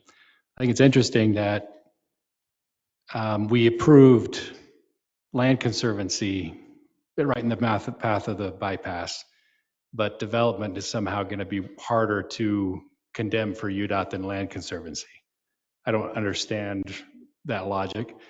I don't know, you weren't here for our meeting a few weeks ago, but UDOT basically said that those 3 routes are no longer viable that end right into Highway 40 because of the density that's going to be built north of town.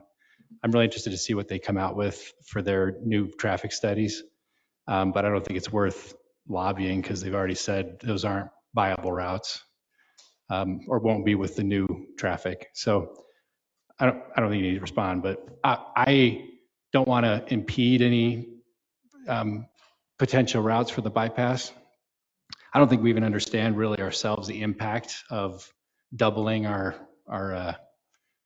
current population and what that's going to do to traffic.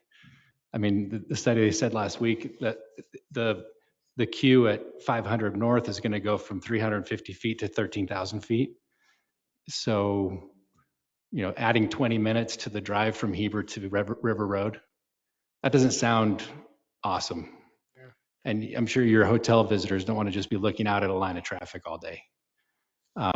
So I just think something has to be incorporated with the MDA stating that, we know this is a known potential route for a bypass. Your design already that we saw kind of accommodates for that, leaving the open space near Highway 40. Are there any here that are not in favor of the annexation? Or is everybody kind of on board? I mean, because landowners are here, right? So all the adjoining landowners you've talked to are for it. Everyone's for it.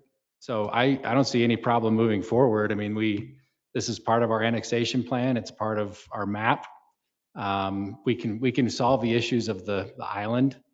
The property that doesn't yet have an idea of what they'd like to develop. I mean, we can do an MDA later or development agreement later, but understanding that we still want to have the $2,500 per unit for open space to help preserve the North Fields, even if a road goes through there to buy up the open space, to follow the guidelines of the North Village overlay zone and construction. And I mean, I'm all for moving forward. I love annexation in the map that we've already said that these are places we like to annex. Yep. So, and thanks for your creativity on your project. I think it's going to be a great amenity.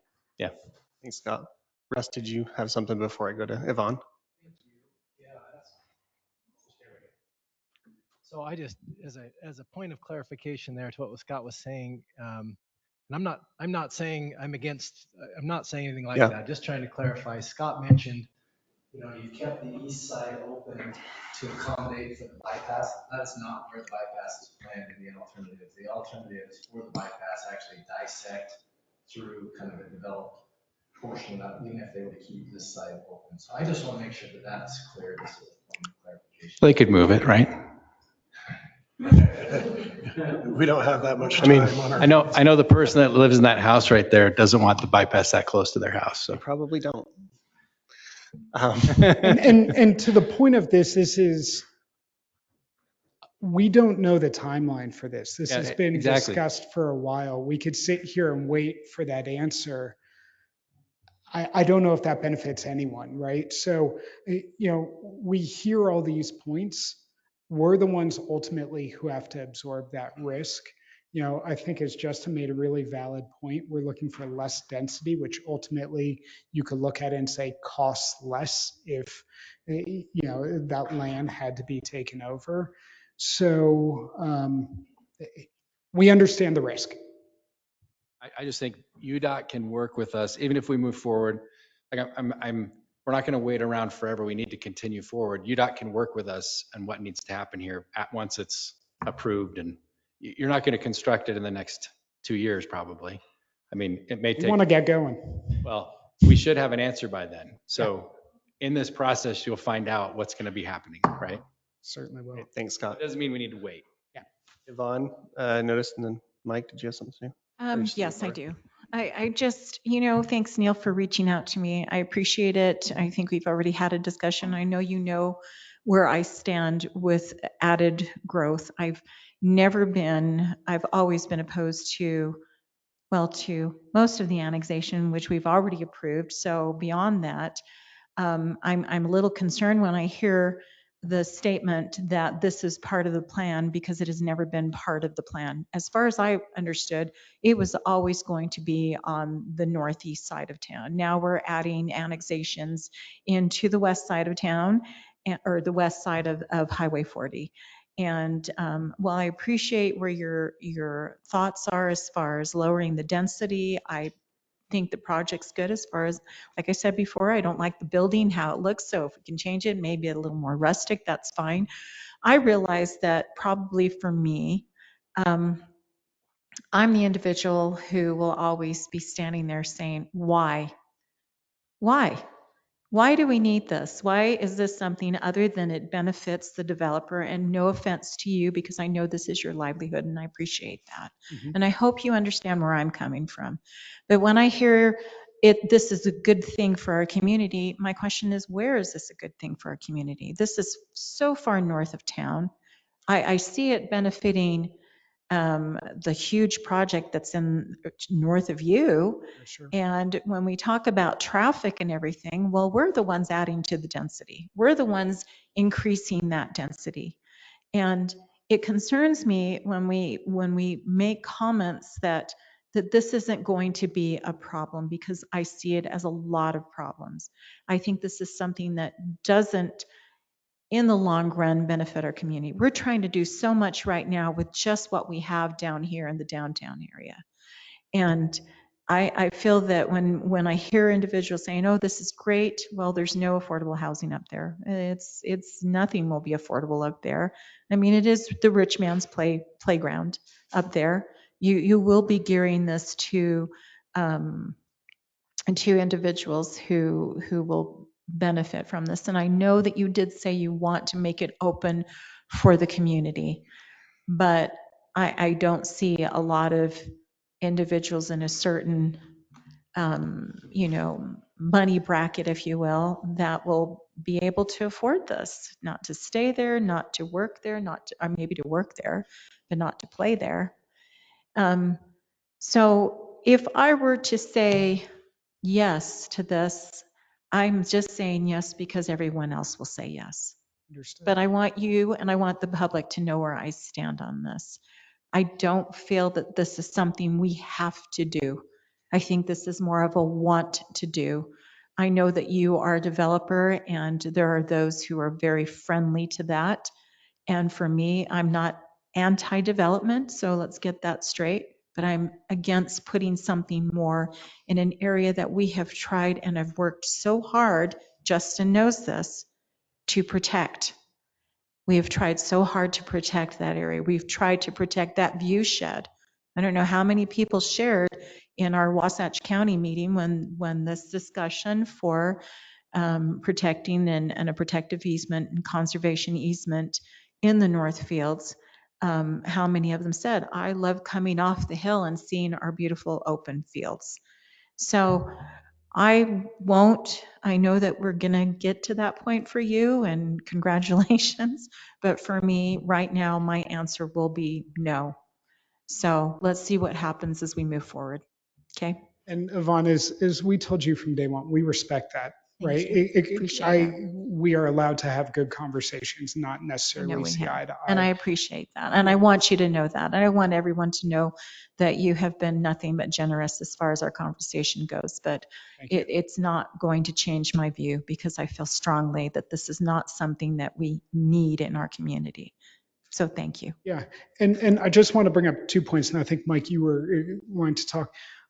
We look back at maps going all the way back to 2002 that actually have this side, the west side of Highway 40, as part of the NVOZ. So this, this has been contemplated in that. And when we look at it, that water park project hasn't penciled for the last couple of years. It's starting to look like it can pencil. And I think one of the things that we can all, there are probably two things we can all align on. We want to preserve heritage in the North Fields, but the other is we want to see a better usage for that land.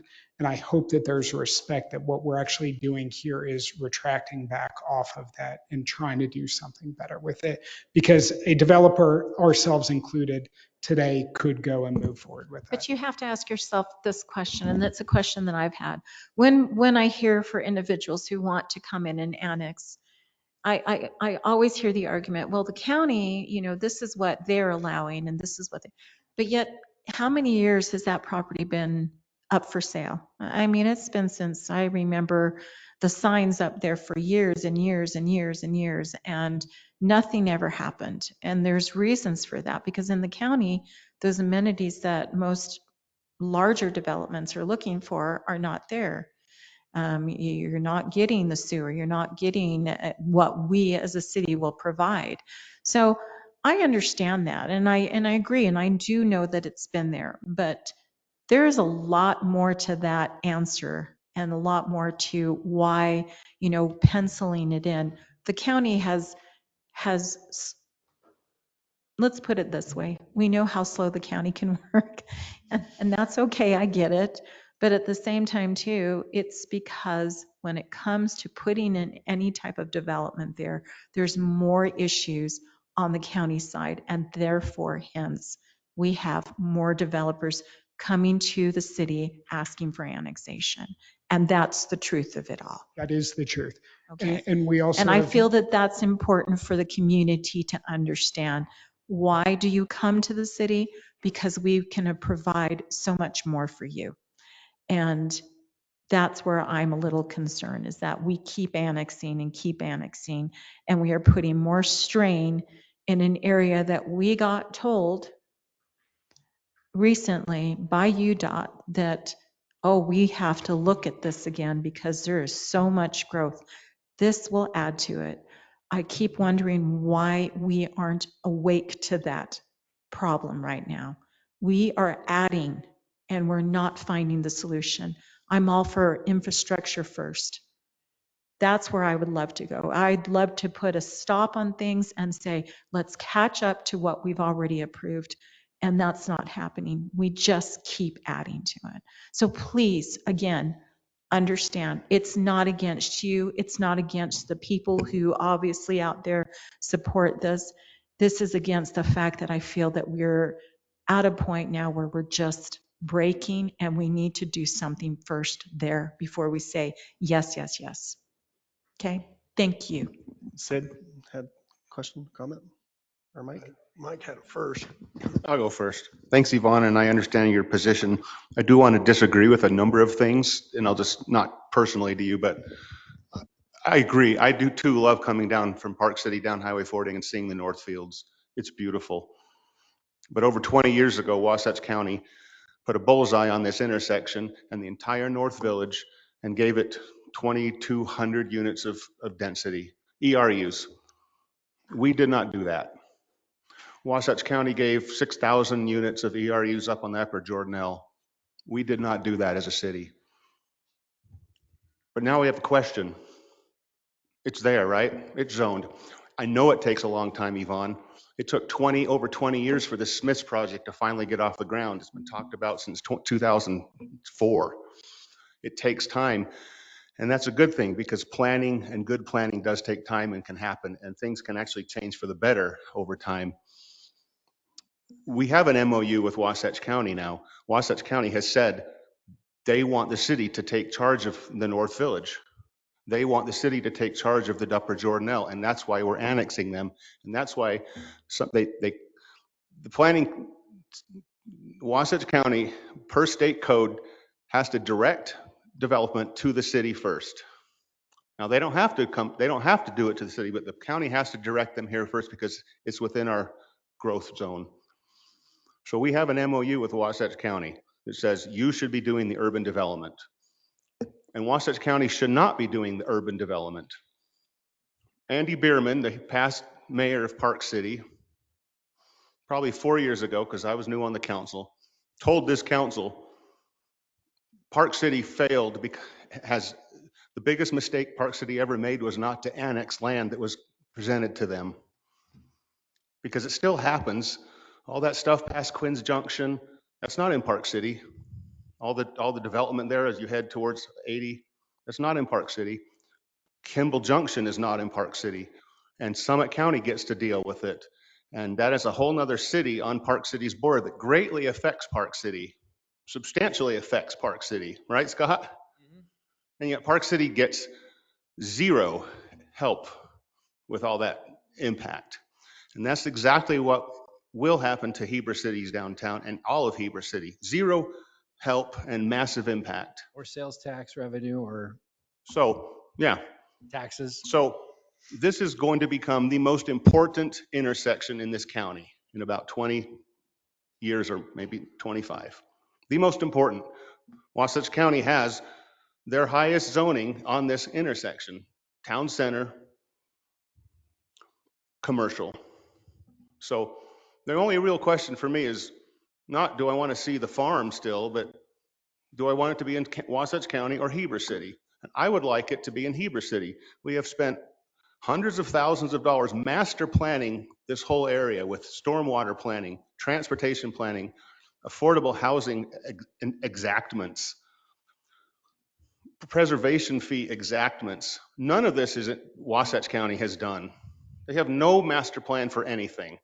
It's on us to do it right. So this may take some time, Neil, and that's okay. I know you want it to be expedient, and I think we can be as expedient as reasonable. But I want to see something better there than the Cambodian Water Park, which has a 25-year master development agreement. And I want to see something better across the street on the crossings area. I want to see something that matches into our transportation plan and makes it work. Because if we don't annex this, it won't work for us. If there's people that want out, I don't know, Tony, what you're saying on which, but then let them out. It doesn't matter. Yeah, so the issue was some of the where Pete Probst is, some of those property owners, including. I think Pete would want in. He already said no, but that's. Well, I don't see him here, but yeah. If he wants to show up and say, keep me out, then that's okay. Because he'll be here in a year or 2 or 5 or 10. Someday he'll be here saying, hey, you know, I'm getting old. So it absolutely needs to be in Heber City. And it needs to match to the best we can, our vision for North Village. 2050. Spent a lot of time on that. And it's going to be in Heber City. And Heber City is going to do the best we can to make it the best it can be for the citizens of Heber City. So I welcome you guys. I welcome the crossings. I'm ready to work with you and come up with an agreement that can work. Thanks, Mike. Sid? So we could miss this opportunity big time if we let it stay in the county. Again, the water park, I drive that 5 days a week, up and down, seeing across the north fields. Yeah. If we don't, as a city, take charge of this, it could be a flying J. right there. Do we want that? Or do we want a development that impacts and helps us realize who we are, heritage? I heard that. Embraces our heritage. And yeah, it'll happen if it's not in the county. It'll happen. The county, the prices are going to the level, excuse me, that a development like is approved in the county will happen. It will. And do we want that? I can't say yes. I think it's our obligation to the city and to the valley to proceed with the annexation. And yes, it is a part of the 2050 envision. This area it has density associated to it, and it wants to be a village. And let's embrace it. There's some good things. Open space, you look at their plan. I've looked at it and studied it. They're providing some buffers that probably another developer probably wouldn't. They're providing potential affordable housing on site. Workforce housing for the people. Yeah, well, yeah, that's what I heard. Workforce housing that if they're working, let's say, in a restaurant, or they have the ability to have a house there, which in my opinion is critical for development. We need that rather than having somebody live in Provo, driving up and contributing to our traffic. I'd rather have them on site. So I'm for moving forward. Let's work this out. Let's do something. Yeah, the bypass, that's going to be an issue, but you know, it's they're gambling basically on it. You know, they can't be handcuffed by UDOT, and we know how long that takes. So I'm for it. Thanks, Aaron. Said. Sorry.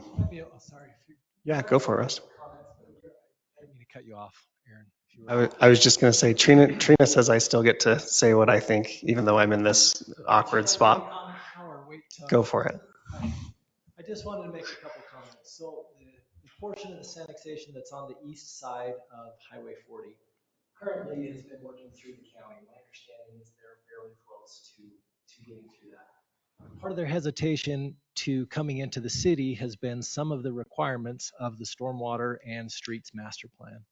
We met with them earlier this week and we talked about what some of those challenges were. I guess I just want to point out a couple things related to that. The opportunity for them to come in with the property on the other side of the highway and the open space that these guys have mentioned on the east side seems to have the ability to address some of their challenges. So it helps the property on the east comply with the master plan easier, if that makes sense.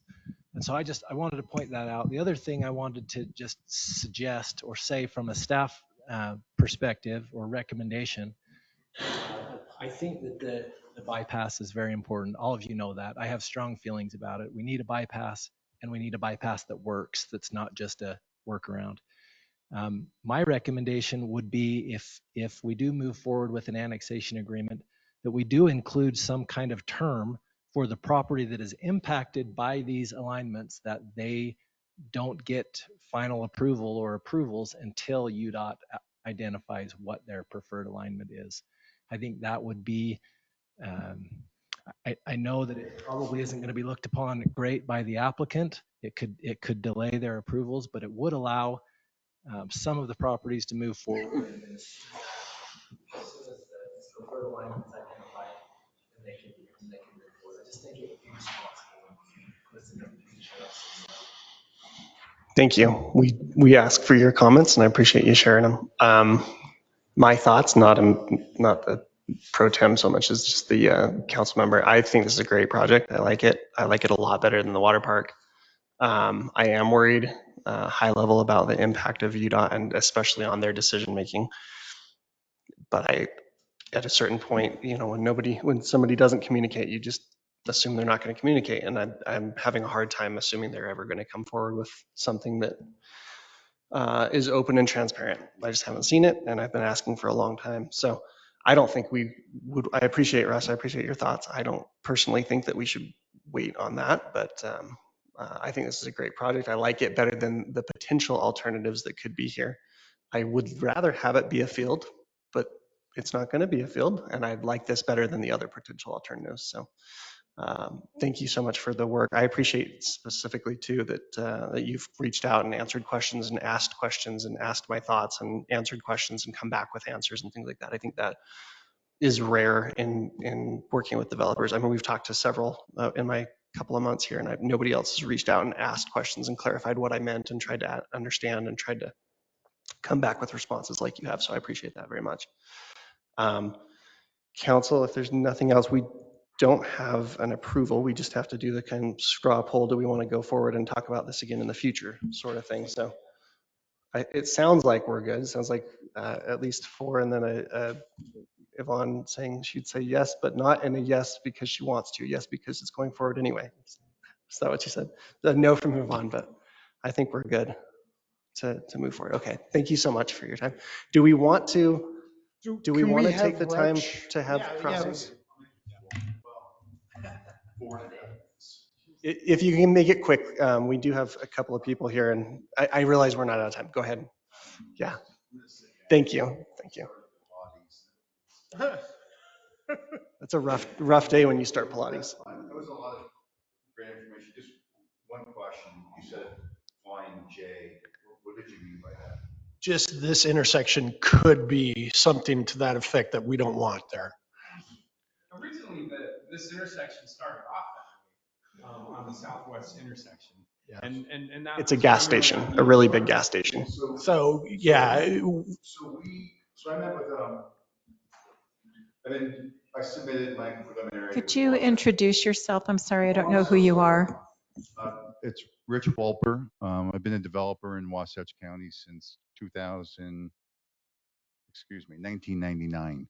So are you working, is this a partner with Neil or? No, Neil approached me. Okay, so you're on the east side of to help with the stormwater issue because of our project and among other things. All right, thank you. Our master plan needed, with Wasatch County needed commercial. Mm-hmm. So we do have a 3-acre Chevron gas station. It's on a Flying J. What I'm referring to is where the trucks stop. It's a big, it's neighborhood or associated to. Okay. And Doug said, Rich, don't do a truck stop. It's 3 acres. Yep. And that's what I was referring to. I don't want a truck stop there. Let's just have RVs that can fill up and whatnot. So what we, and I'll be quick again, will you move the mic in front of your face too? I'm sorry for that. What we proposed is starting with starting with commercial, we were going to do a standalone hotel, Courtyard Marriott type, that's affordable for, residents and, you're 4 miles up to Deer Valley. You don't have to stay up at those resorts, and you can afford, it's a 125 room standalone hotel. We also, which is also huge tax dollars for the county, for the city. Both. Well, they get the room tax. Also, a Chevron gas station that's 3 acres. We did a study on it.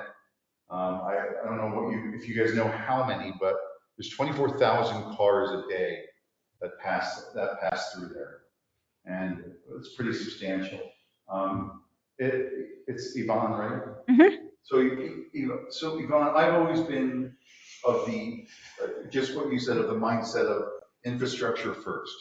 So what we've agreed to with the county, and I'm here because I want to come in. I've had long conversations. Is we have a collector road that we have to build. Very expensive, going through a lot of rock, but that collector road is going to divert a lot of traffic into that area of the North Village. That collector road is my responsibility, and we will be building that. We will start with commercial as opposed to the opposite. Tony, can you show us on the map so that those who are here where that will be exactly? And you know why I didn't, you know why I didn't put it up there is because you've made me change some stuff already with your comments. So that's what I just want to get to. The road has to somehow meander. It's not going to be exactly, but there's a lot of rock. There's a lot of 40, 50% slopes, and we have to figure that out. And Paul Watson is meeting with Russ tomorrow on that. As far as we were going to change, we had to live work on the end going towards Highway 32.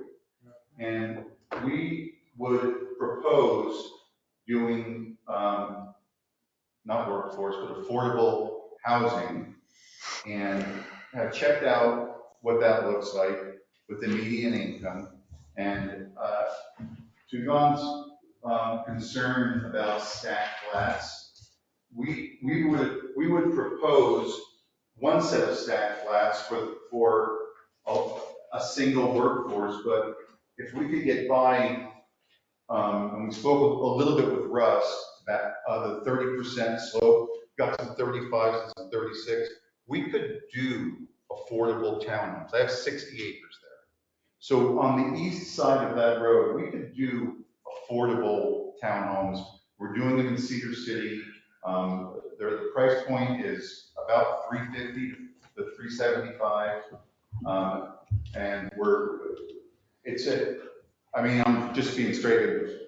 That thought just came to me when you said that. I asked Paul if we had 30% slope to build on. He said we have to get an exception. So we would be willing to do that affordable. We do have some higher end, not off the charts, stacked flats behind our commercial. And what I would do is I would just redo our plan, redo what we're doing after Russ and Paul, came to some sort of an agreement on the stormwater. And, we would work with you. But we would do commercial and infrastructure first. Okay. Well, thank you. I appreciate that. I'm just going to add this, because of the time, we're going into our regular meeting. I appreciate you taking those thoughts into consideration. Thank you again. I do think that with this, it's obviously we have other players associated with this MDA. And so all I would ask is that as we go forward, for those of you who've approved this and have allowed this with the straw poll, that we start taking those things into consideration. These are things that you will want to present when it comes that time. Also, I thank you. And then the other thing that I see too is that there's a lot more here involved because we will have to have a public hearing. So there's things that still processes that will come forward. And I hope everyone who is involved in this will understand there is more to come, more work to do.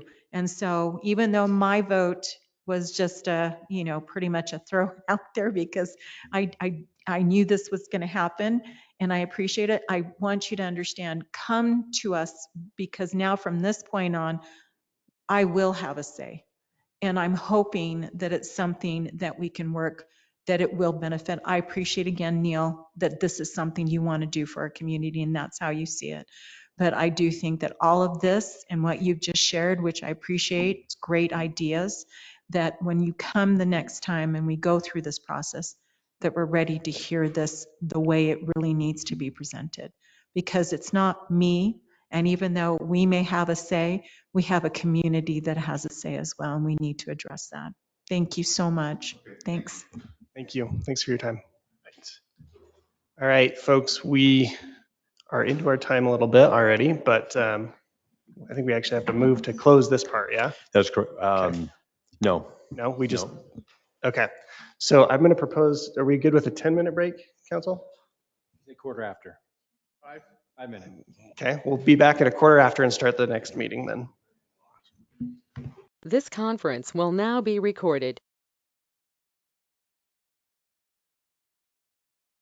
We've got the recording started. Trina gave me the thumbs up, so we're ready to go ahead and kick this off. Thank you so much for coming tonight. It looks like we've got some visitors.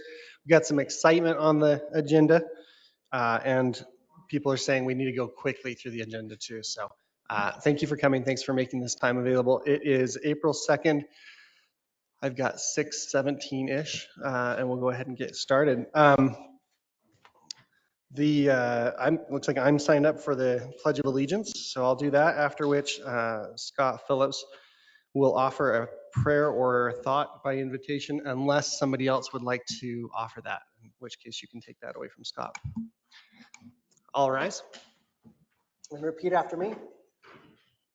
I pledge allegiance to the flag of the United States of America and to the republic for which it stands, one nation, under God, indivisible, with liberty and justice for all. Thank you. Would anybody like to offer the prayer or a thought? Not seeing one. Scott? I just recently read a book about Abraham Lincoln, and it was fascinating. And I did not know that Abraham Lincoln was shot on Good Friday. I was thinking about this last week. And that year, Good Friday was on April 14th when he was shot. And he actually survived the night and ended up passing away on 15th of April. But I would say arguably he's probably one of the best presidents we've had in the United States. And he had a quote I wanted to say tonight. The best way to predict your future is to create it. And I just want to say thanks to the staff and to Matt and everyone who's come together to put together the 2050 vision for Heber City.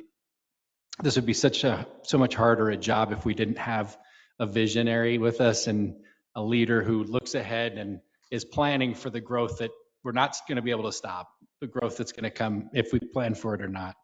So thanks to all those who really work hard to make that happen. Great. Thanks, Scott. All right, council, we have a couple of things tonight that could potentially be conflicts of interest. Is there anybody that wants to declare a conflict of interest or intent to recuse yourself? Not seeing one. We get to do something exciting. Travis, who are all these people here with you? We get to, and I get to give you a pretty cool award, the Mayor's Award. And I'm going to read through what was submitted, and then Matt will give you a chance to follow up if you've got anything else you want to share. And then I've got a little goodie bag for you and a couple of things for you. So the Mayor's Award is pretty cool. There's a whole 2 or 3 paragraphs explaining what you did, and then there's a summary. I'm going to read the summary, but I'll share the rest of it with you if you want after the meeting. So this is what I'm supposed to read. It says Travis, in his role as code enforcement officer for Heber City, has played a pivotal role in ensuring efficient snow plowing operations. By promptly addressing parked cars and street obstructions that hinder the plows, he has helped to clear the roads swiftly and effectively, ensuring safety and accessibility for residents. His dedication to this task demonstrates his commitment to the community's well-being, making him a worthy candidate for the Mayor's Award. So on behalf of the Public Works Department and on behalf of the city and the City Council, thank you for your work. Thank you, Travis. Matt, do you want to share anything else? Thank you. There's no other position with the PD that quite has an effect as much as the code enforcement officer does. And we just want to say thank you. We appreciate you. And it's not just with snow plowing. Travis has been integral in getting the easements along the waterways throughout Heber as well, and also holding Public Works accountable as well for our cleanup that we're required to do. So we do appreciate him. Thank you very much, Travis.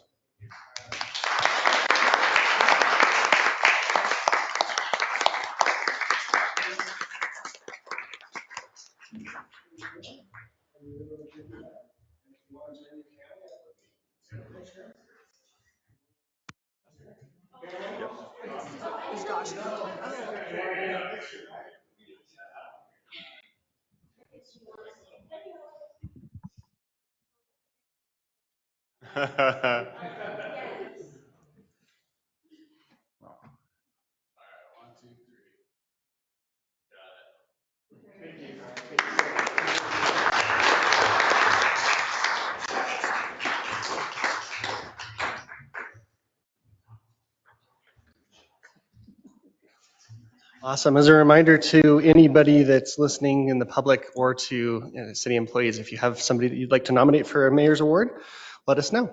We'd love to recognize good effort and solid contributors to this community.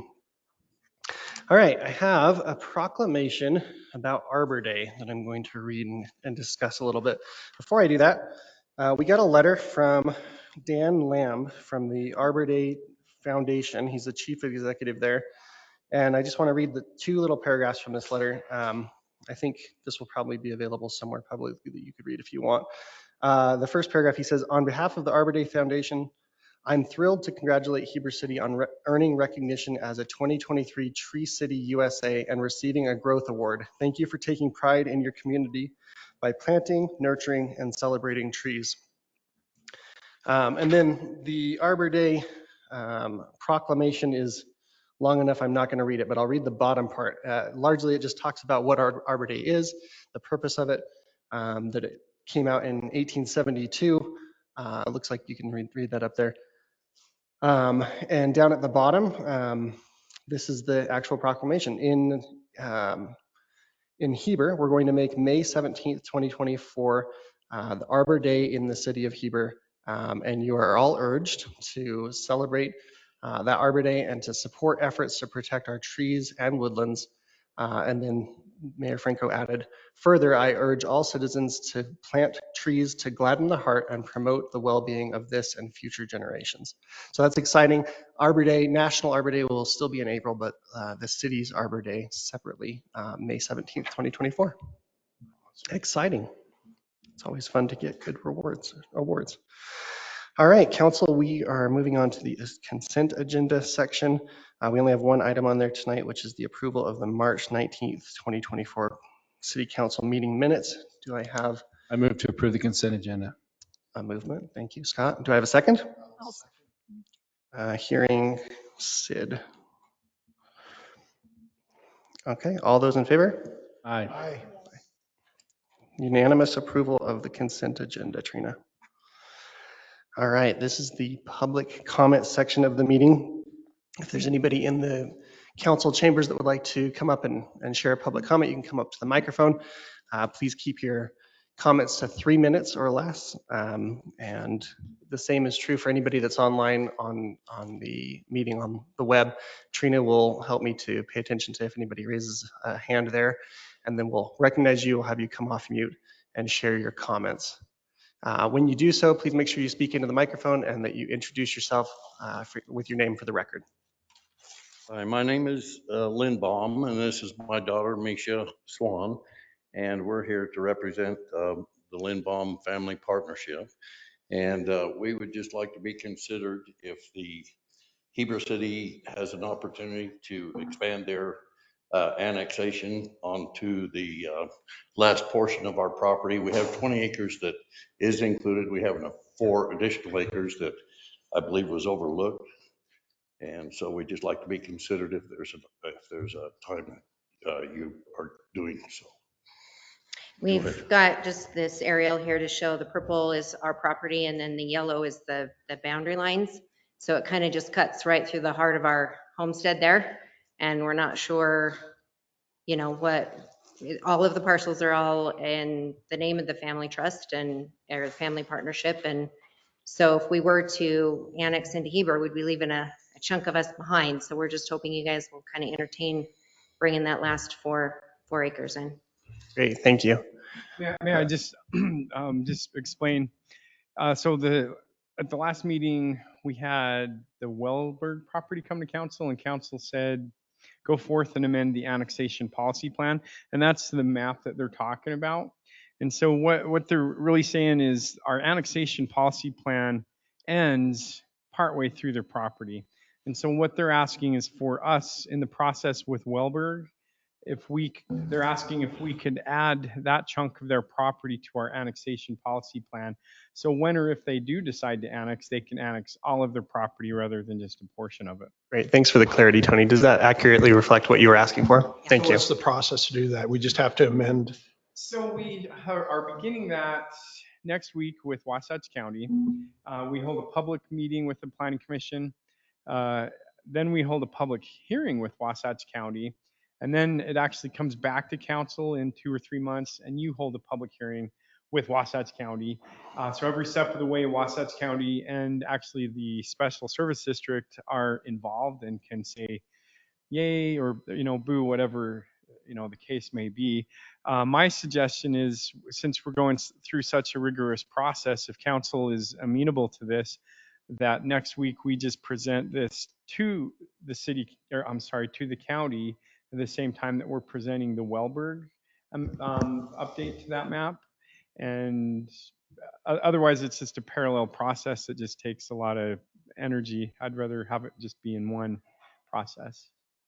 Thank you. Do we need to make a motion or something to do that? We're in the public comment right now, so we That's probably correct. don't right now anyway. That's correct. Do we want to add some communication onto that at the? This is not an actual item because it's not listed on the agenda. Okay. Do we need to make an action item in order to give that kind of guidance to? You can instruct staff. Tony, do you need just a confirmation to? It's more of a number one, notification, and number two, if you really are not amenable to it, I really need to know that. Because being with the county and the special service districts, I really want to have the support of my policymakers with such a big process. So if you really object to this, I'd like to know. If not, you can certainly change your mind. I get it. But I just want you to, number one, know about it, and number two, kind of be okay with this proceeding with adding that to the map. Great. I have a couple questions. Lynn, do you own all this, or sorry, do you own all this purple property, or is that? Yeah. The reason that 4 acres. No, I mean the stuff, I thought UDOT owned some of that chunk. Yeah, I'm sorry. My line at the very corner there went down too far. I'm not very, I'm just a farm girl, guys. It's pretty. Yeah. So there's about an acre parcel right down there in the very Right bottom there. of the peninsula that is owned by UDOT. And we expect that'll be part of whatever bypass they come up with. And then my second question is, do you know, is all of this in the North Village SSD for sewer and water? It is. In fact, we donated a portion of our property so that the sewer could run right through where you see that yellow line running to the north. The sewer line actually follows that yellow line along Highway 40 and then from west to east, and then the purple line going up on the 4 acre parcel. So we're an integral part of the North Village Special Service District, and we donated a portion of our property so that they could have sewer line run through us, and so that we would be allowed sewer and water hookups through the. Okay, well, that's good. Thank you for the clarification. Appreciate your comment. Thank you. Is there anybody else in the council chambers that would like to make a public comment? Or online? If you're online, raise your hand or go off mute, and Trina will help me to know if there is anybody. I just had a question. My name is Linda Middleton, and I really want to keep our little hometown vibe. And so I'm wondering, is there a water well already existing on that property that they own water rights? And does the city buy those also? And mineral rights, are those also something that has to be purchased separately, all these things, or is it just an annex and they get to keep minerals and water? For clarity, which property are you talking about? The property that we are discussing, the annexing. The Baum property or the Harvest Village? Harvest Village, is Well, every property, we're not buying the property. They own the property. It's just being annexed into the city. Being annexed. Yeah, and so they own the water. They own that, nothing, you don't do anything about that. They get to Annexation is we're bringing within our boundaries to where our rules and laws apply to their property. And are they agricultural there? This actually isn't a question answer time. Sorry, Linda. Okay, all right, that's all public right. comment.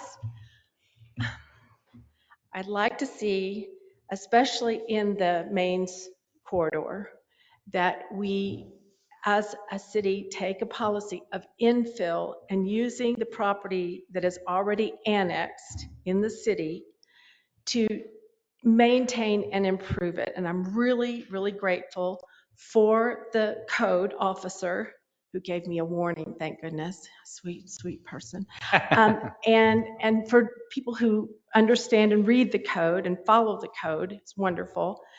And I'm really excited to see that we're going to have a cleanup, because on the main drag on 100 South, there is an apartment building that is aging, and there is a big, huge sofa sitting out on the curb and has been for quite a while. So I'm really thrilled that we're going to have a city cleanup, and I'm willing to donate my truck if someone will help me lift that huge sofa and get it out of the main viewing area of our city.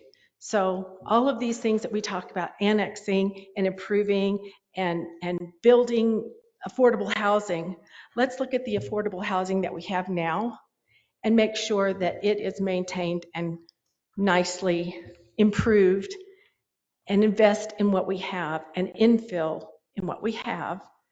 And I appreciate people wanting to be annexed.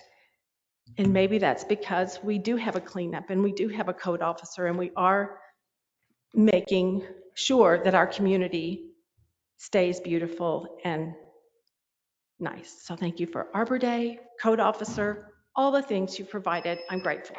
Great, thanks, Linda. Are there any other public comments in the council chambers or anybody online?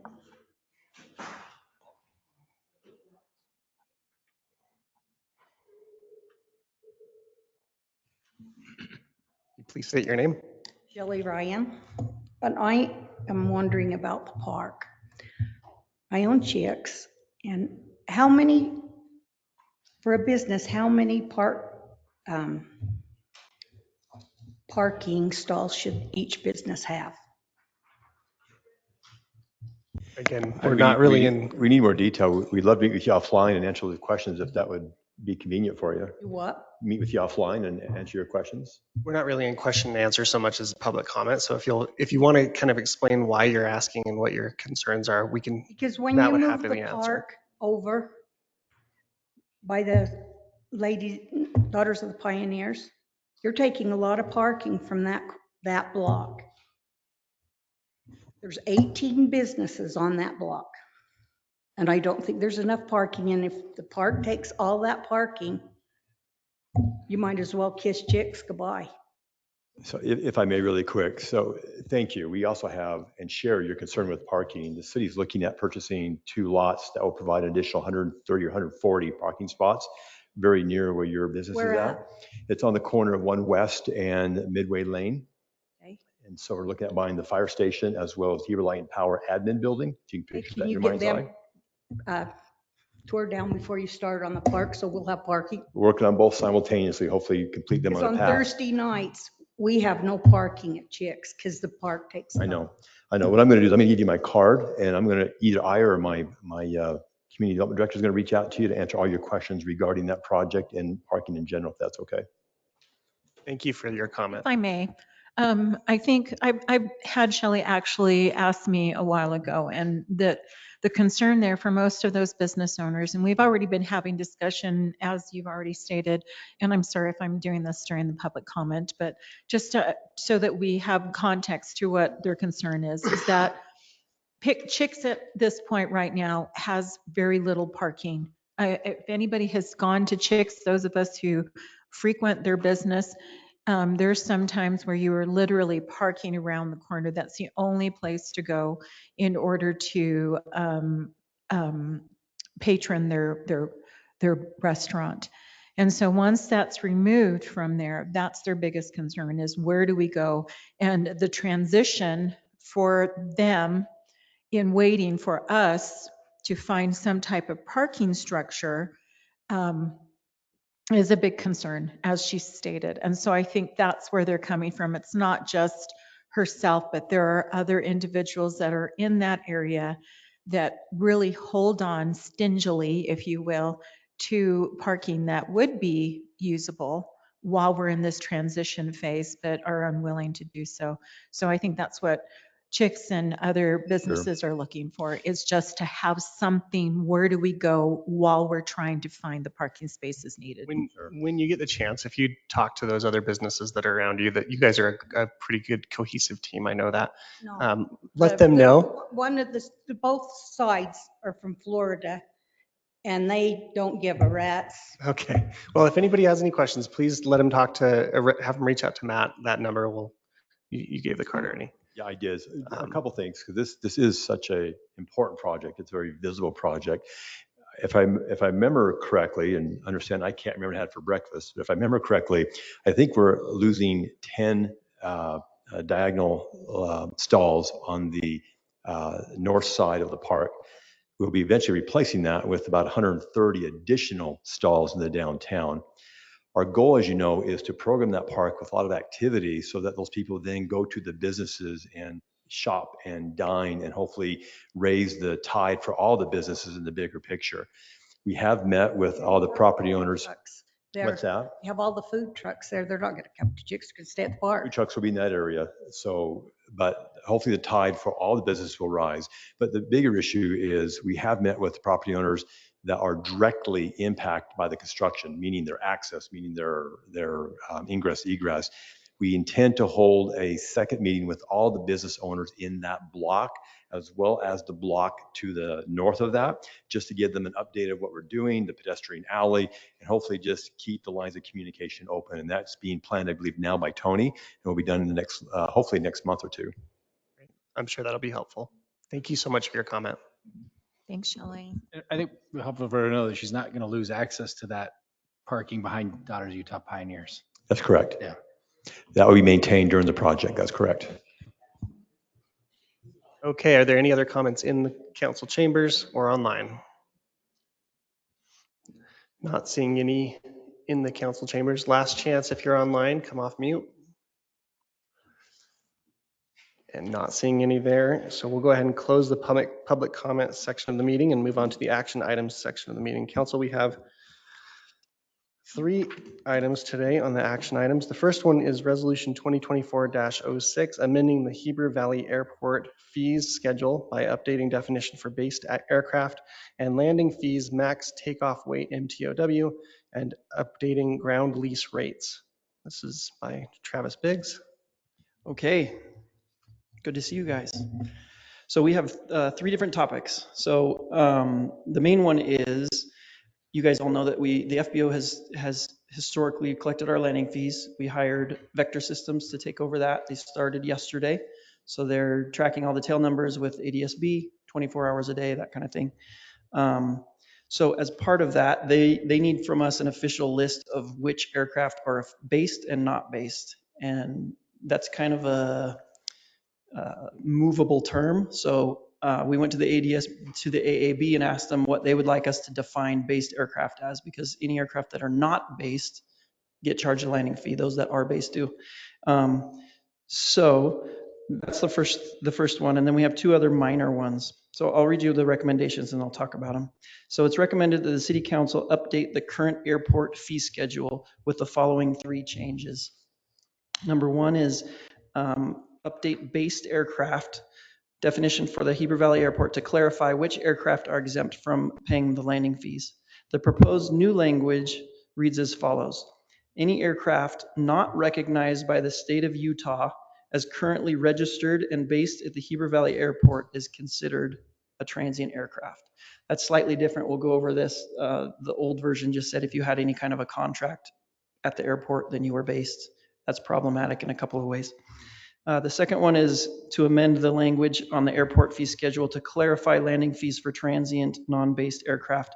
The new language would read $4 per 1,000 pounds max takeoff weight of aircraft equal to and greater than 8,000. So with this new system, the issue was we had, if you're under 8,000, you pay this. If you're over 8,000, you pay this, but it didn't specifically say if you weigh exactly 8,000, it's this. So it just gets rid of that 1 pound so that it's 8,000 and above pay a landing fee. And then the third thing is the ground lease rate is just old and outdated. So we're tied to the CPI every year as a hangar owner or land. If you lease land at the airport, it gets tied to the Mountain Plains CPI index.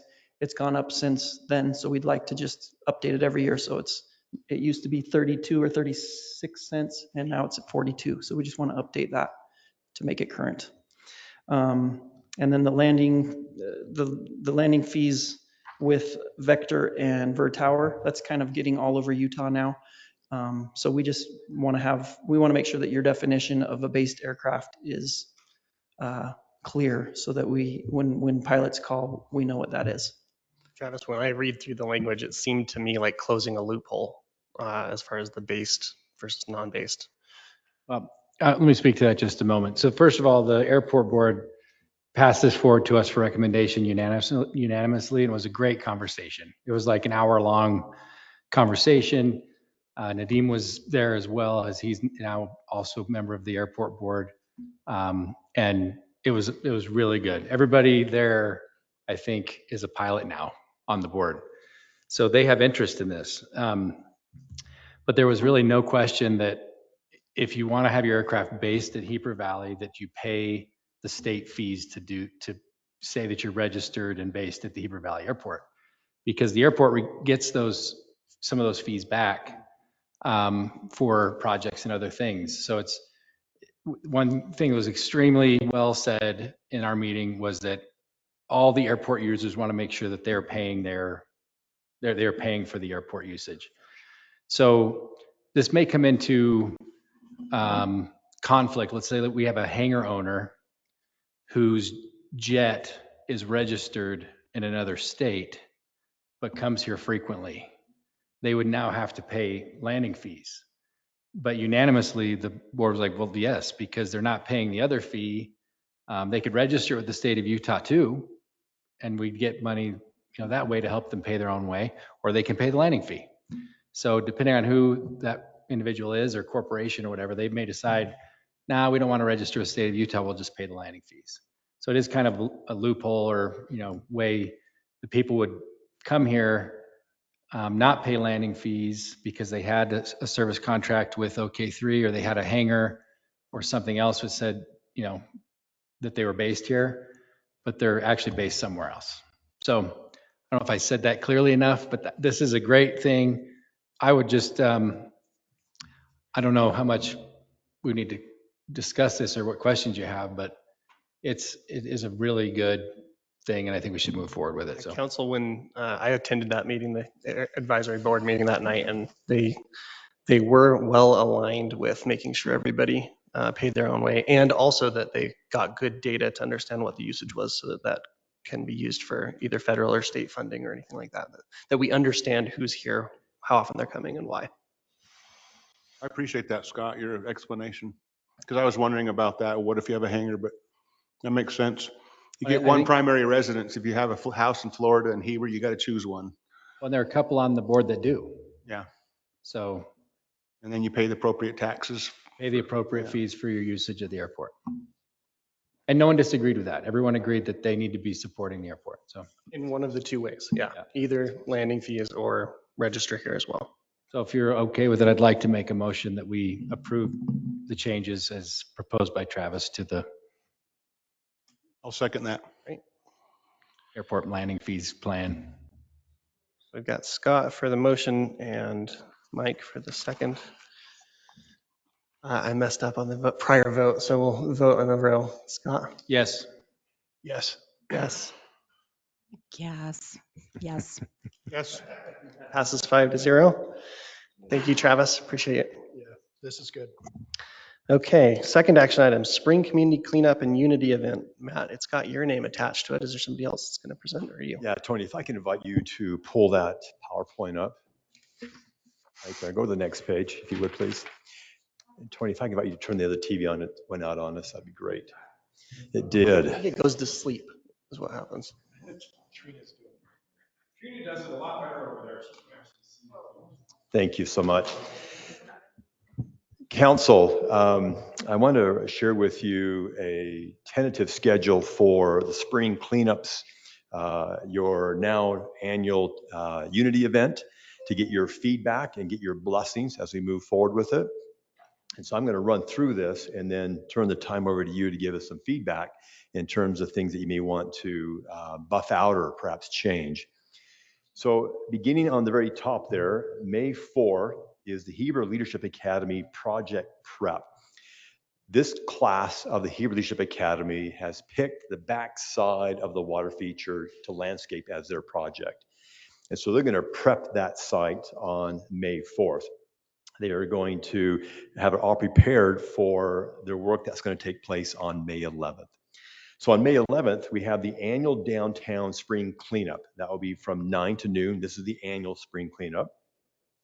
We will clean out the flower beds. We will wash the sidewalks with the assistance of the fire department. They've been very, very generous in bringing their tender trucks and washing that down for us. We'll do litter cleanup. The Heber Leadership Academy that I just mentioned will complete their class project by doing all the plantings behind the water feature. And then, of course, we'll provide a free lunch for all the volunteers. May 17th or 18th, we've talked about a tabernacle building rededication. We are tentatively saying it should be the 17th or 18th. That's a Friday or a Saturday. And also look at dedicating the water feature at the same time. Reason I say tentative is my staff is a little bit nervous about Mother Nature, not giving us a sufficient time to fully prep the site. And so that is a tentative date, and I'm going to offer you an alternative here in just a second. So for your Unity Week, we're looking at June 3rd through June 8th. This is all week. We would have the community cleanup dumpsters, and Matthew is here to talk to you about some details of that. But we'd have those available all week for the community to use for free. Thursday, June 6th would be the Heber Market on Main. We would have some Unity signs out there. We'd make sure that it's very much aware of what's going to happen the following Saturday, which is June 8th, where we would do the planting in the downtown area. This includes the flower area. This includes the flip the strip area. This includes applying fresh coat of polyethylene to the bike racks. And of course, maybe having 1 or 2 community service projects, people who live in the downtown area. The alternative to the rededication day is maybe that Saturday, June 8th, to attach it right there. It gives staff more time to work through the twists and turns that Mother Nature may throw at us. But that's the alternative date. But I wanted to present this to you to see if these days work, to see if this plan for Unity Week works, and receive your feedback. Great. Thanks, Matt. My preference would be to move the rededication to that Saturday. I think it's a unifying thing, and I think it would go well with the Unity. And I've got one question for you about the dumpsters. I don't know that all of them had this problem, but the one in my area of town, so Second South-ish and maybe like Miller's Mile or something right by that park, was so overfull and filled onto the ground and then blowing around in the wind and things like that. Recommendation, can we put some kind of a sign or a phone number or something on there that says, if you notice this is full, let us know and we'll come pick it up and get another one going? I realize that might not happen everywhere, but it was actually kind of a problem over there. So there's a couple of them that are more popular than others. But yeah, we would be happy to put something on there as far as putting the Public Works phone number on. We try to empty them ourselves instead of calling to have the company come do them. It's quite a bit cheaper if we fill up a 10-wheeler and take it to dump.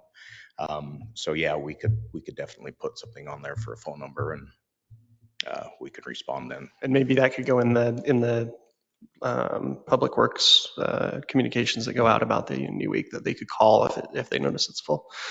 Thank you. Council. Would there be discussion? maybe the thought of adding more in that area? If that area seemed to be such a problem, then maybe another dumpster next to it. Where was it located? Right next to, we call it Ivory Homes Park. I don't know if that's what it's actually called, but off of 820 East. Is that what you're talking about? Sure. Yeah. I know where you're talking about, but it used to be Broadhead Estates, I believe, or okay. Old Mill Estates. Old Mill. How do you empty right at that the park into your on Second South. 10-wheeler? So we have a 10-wheeler that comes up pulling the track hoe on a flatbed trailer, and we reach out, and so we don't even take the track hoe off. We just, I'm positive you guys do a good job with that. I just know last year, it's when a it was full, full-time they job didn't on the stop. weekend, that's So, for sure. They're So popular. maybe the thought then is to maybe add more, because I do know that's kind of in my neighborhood as well. And I think that what we're dealing with is that we have a lot of individuals who are trying to clean out their yard. They can't afford to go to the dump, or they, whatever it is. And so they use that time and the opportunity to use those dumpsters for that.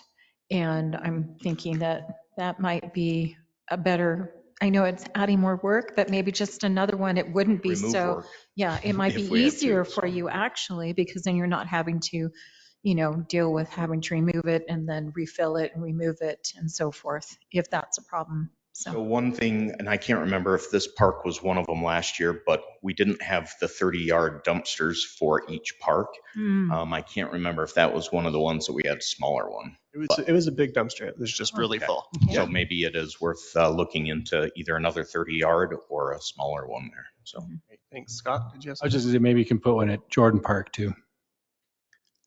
which one is Jordan That's a Park? new park. The new one by Red Oh, Ledges. okay. Yeah, we can definitely look at that.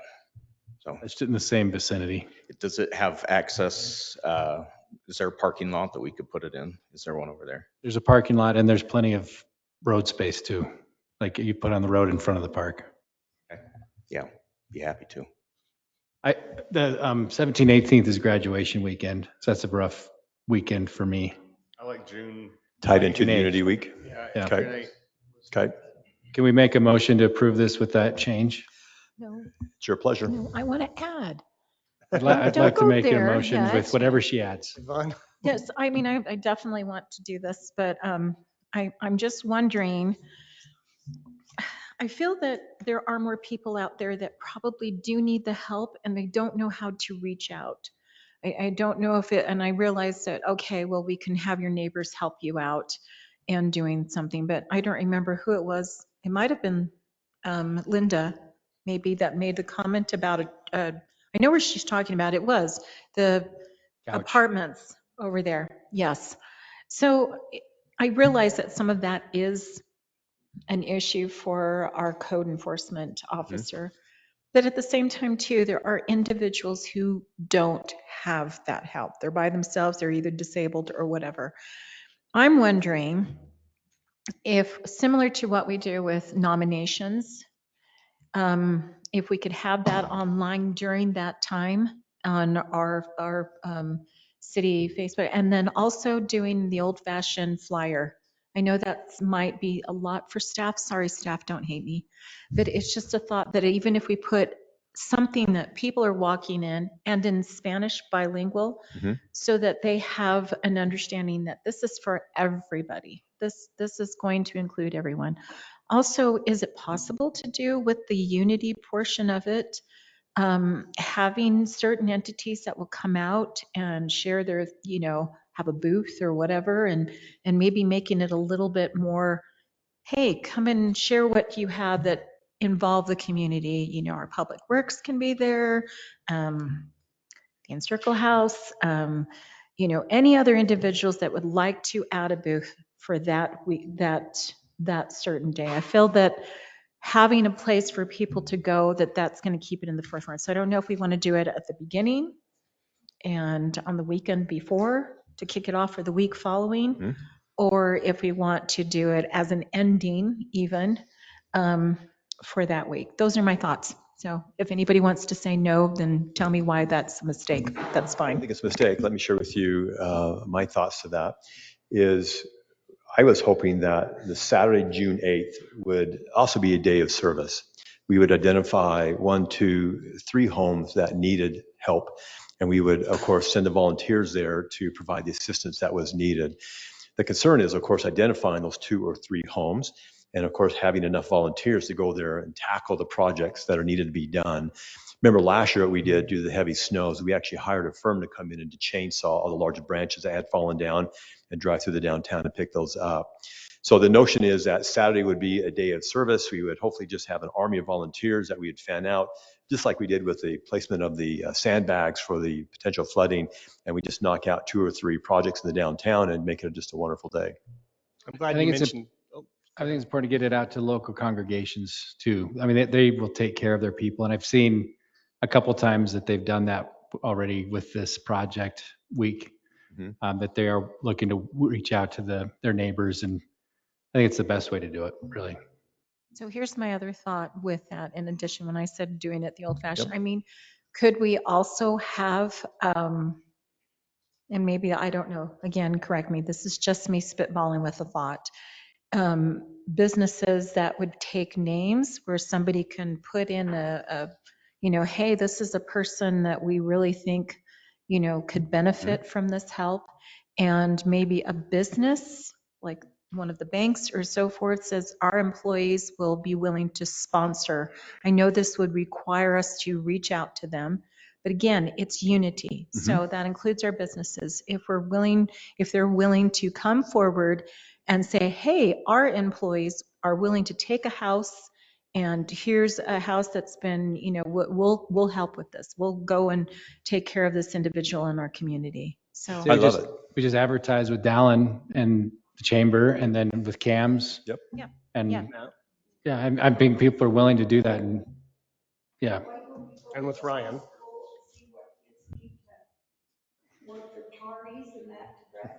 Work it off. That's a good That's a thought. good idea. Labor, free labor. That's actually.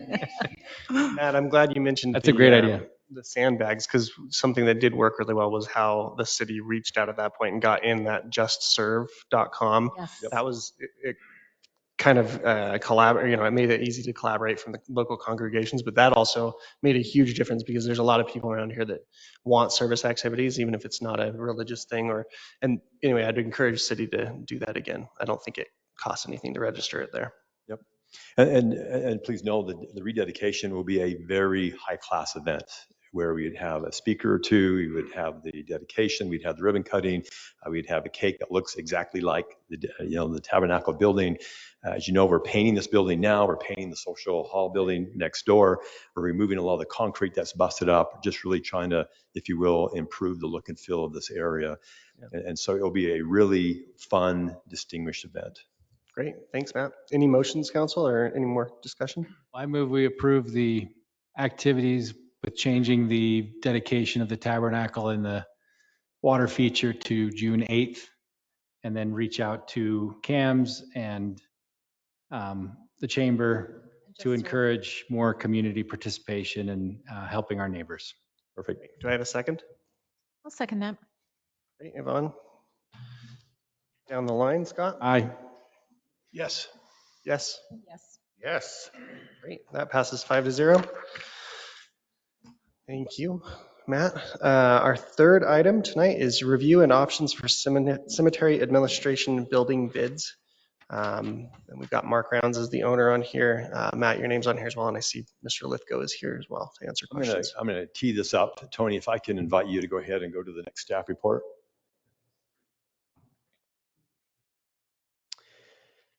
And I don't have a mouse. I'm going to trust Tony that you'll go along with me.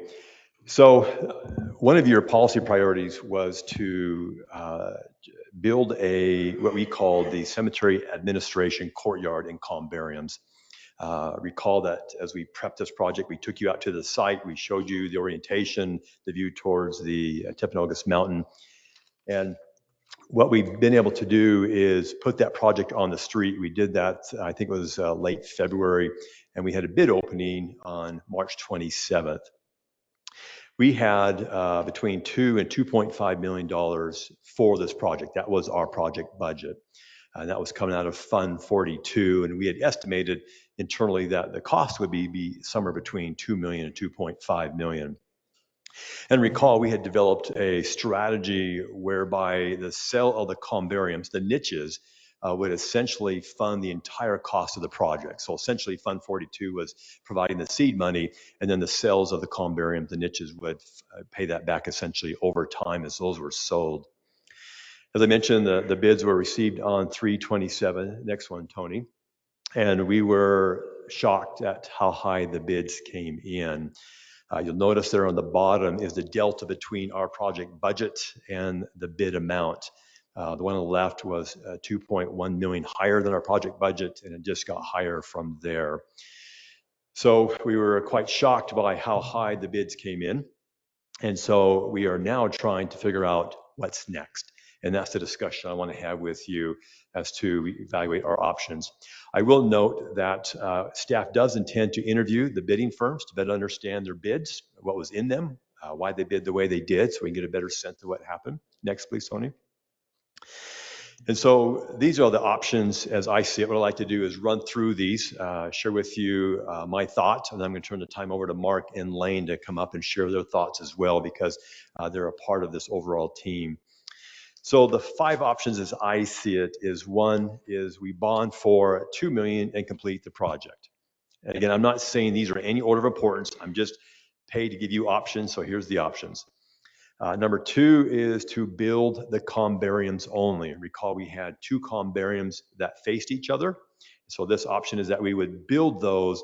Why? Because that's the revenue generating part of this project. You know, maybe we get those built, begin generating that revenue, and as we get enough revenue, we go back and revisit the construction of the admin building. Lane's come up with another notion, which is to build what he's calling a small umbarium, and I'll show you that here in just a moment. It's kind of a scaled down version of the columbariums. The 4th option is to build the administration building only. And number 5 is to place the project on the back burner and direct the funds to acquisition of property in the downtown. Please note that all the options to proceed with some aspect of the project will require additional value engineering. We believe that's important now to make sure that we can kind of whittle these costs down. Talking with Lane, we feel like that there could be a savings of up to $500,000 depending upon the option selected. So it wouldn't close that delta. It would narrow a bit, but it would not close it. And of course, we cannot determine the cost for the options until we put them back out to bid. And so I understand we would not know whether we could afford it until we got those bids back. And the bid cost did not include the extension of the water and sewer line or placement of new asphalt to the project site. We were needing to make a tie-in of a sewer line on 550 East, 8-inch line, and running it up to the project site. And then with the section B of the eastern bypass, we have a water stub out. We got hooked to that stub out and bring it over to the project site. And then when we dig that sewer line, it's going to destroy that road. We have to come back and pave it. So it's a fresh new coat of asphalt. Go to the next one, Tony. I'm going to have Lane come up and talk to you about the small umbarium and share with you some of his ideas on the project to date. Before Lane does, question Matt, and maybe for anybody that knows, I realize it says that we're gonna interview the firms to understand better, but do we have an initial inkling? Is this just cost of materials? Did we totally mess up the initial bid structure? No, if you look at the bid tabs we gave you, there are huge swings in the concrete, in the masonry. I mean, huge swings. So we don't know what they built into that, and we won't know that until we meet with and interview the bidders. Okay. Yeah, and just my take on the cost estimates from the contractors, I think that as the contractors are looking at this project, I think that they're a little scared of it. There's a lot of, you can look on the drawings, there's a lot of detail with the brick, soldier coursing, drip edges, just a lot of different details. And I think that they looked at that, some of this is a kind of a lost art with masons. And I believe that there was, a 10 or 15% that was just kind of thrown in there as, yeah, we better, cover our rear ends a little bit with that. And so I think that that's part of the cost. We're also experiencing just a lot of labor shortages. And I think that that plays into the bids. I was flabbergasted with how this, the delta this came in at. So I just think that there's a lot of things that played into this. The master planning that we did a little bit later in the process, there was a lot of questions around that and what the city would do and what the contractor needs to do. So in an effort to kind of look at this, we did come up with one option, which is we're calling it just small umbarium. It is basically cutting the columbariums in half and then doing a lateral version of those niches behind each one of those columns. So in essence, you're cutting the building size in half and you're still maintaining the exact number of niches that would be in those. So you're utilizing your space a lot more efficiently. Makes those spaces, I think we were looking at it, that's like an 8x8 room now. And so, it closes it in, but it also it helps out with the efficiency of the building. So that is an option. One of the things that I was going to say as we've looked at this and as we talked it over as an office, we feel like it would be well served to have the city interview the contractors, settle in on a firm that they could hire on an hourly with a not to exceed amount to come in and value engineer and work with the design team and see what we can do. I know that there's a number of things that we could value engineer into this project that could save, a fair amount of money. And then seeing how that goes. What do you think those would be, or do you even have? The ICF is one of those. We are looking at this building as being a 150-year life cycle or more. And because of that, we have designed into this literally sustainability with systems, with insulation, with, literally everything. We're wanting this building to last at least 150 years. And I think that also plays into a little bit of the boogeyman in the closet with the contractors. They just don't, there's not a lot of contractors that have dealt with ICF, which is insulated concrete forms. And so they look at that just with a little trepidation. I've had experience now with a couple of projects that we've used ICF very successfully.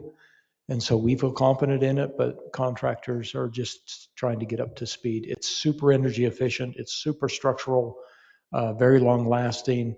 You will get good payback over the next 100 years with that building, but it's just, it's just trying to help educate and get everybody on that. Is the Fifth South or the Fifth Main building? Fifth Main was ICF. That was your original drawing. And that worked exceptionally well.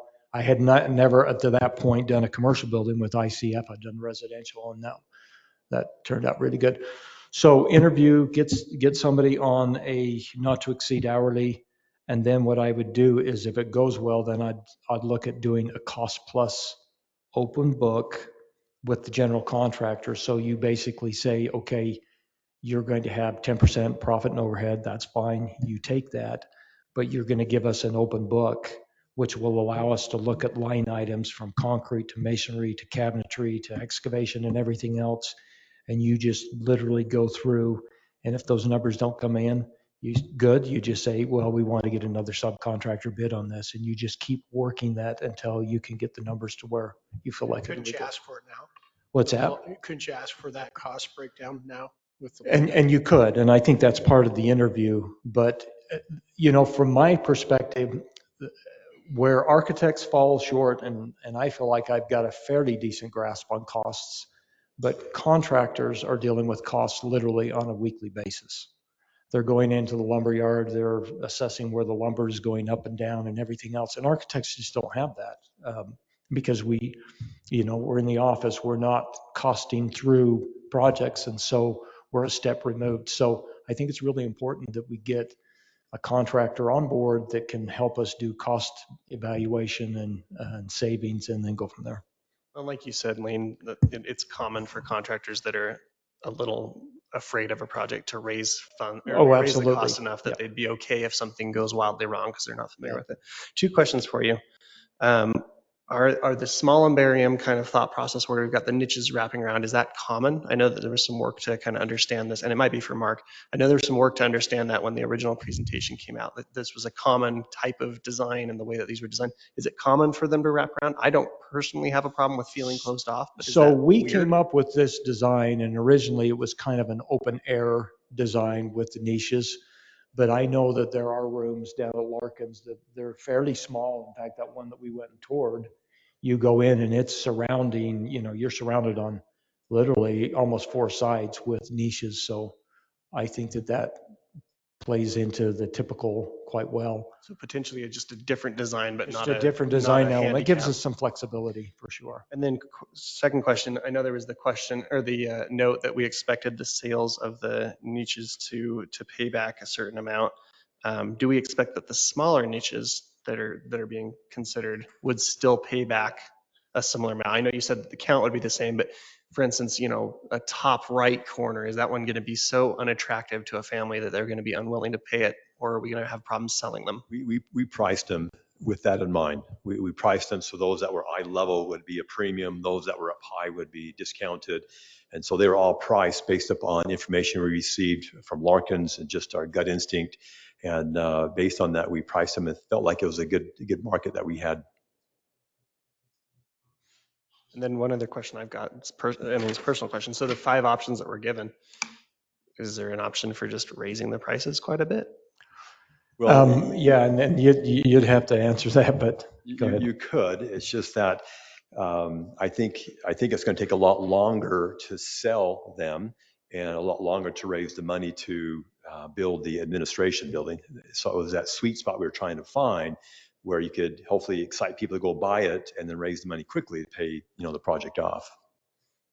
I realize that you've got the caveat in here that engineering and bid costs, we don't have any idea, but if we were to shrink it up like this and still do the building as it stands, do we have any inkling of how much lower that might be? Is that a 20% savings? Well, I figured with the columbariums, if you basically cut them in half, you still got the cost of the niches and the precast concrete that's going into that.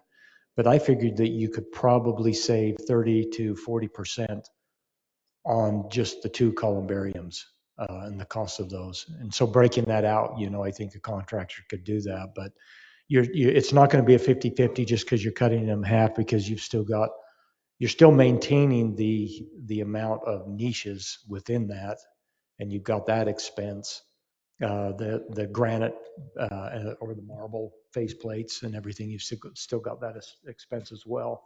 Your courtyard is a little bit littler. And I look at this as you try to grow into this building. You're building the building to, if you build it, they will come. You're building it to attract attention to this. Wow, that's where I want Grandpa to be. If you lose the administration building, you have the columbariums, it takes a little bit of that essence away from the design, and I think that your cells would suffer because of it a little bit. So, Tony, if I could invite you to go to the next one, I want to talk about my recommendation, but I want Mark to come up and share his thoughts on this as well. So it's my recommendation that we focus on one of the 2 options listed below by bidding them both at the same time as alternates. And so that is to build the columbariums as we initially had anticipated, and then build the smaller version of the small columbarium without the admin building. Why? This is the revenue generation portion of the project. If we're going to do any part of the project, it should probably be this portion. I also want to have you bear in mind that it appears, let me emphasize, it appears that we may get to deals for the purchase of the fire station and the admin building of Heber Light Power this year. Those 2 land acquisitions combined will be about $3.1, $3.2 million. We've got $750,000 coming off the sale of our lot in the Airport Commerce Park. So maybe what we do is build these columbariums and direct the rest of the money that we had set aside to the acquisition of the properties. Then let this start generating revenues over the years to maybe come back and reconsider the admin building. The one question there is, if we did that, the CRA funds could not be put back into this for the building, right? They could, but understand it's going to take years to generate the revenues we need to execute on this. So from your opinion, Mark, how important is your admin building? I know at the retreat, that was kind of a concern. It always is, lack of space, right? So from your standpoint, how do you feel?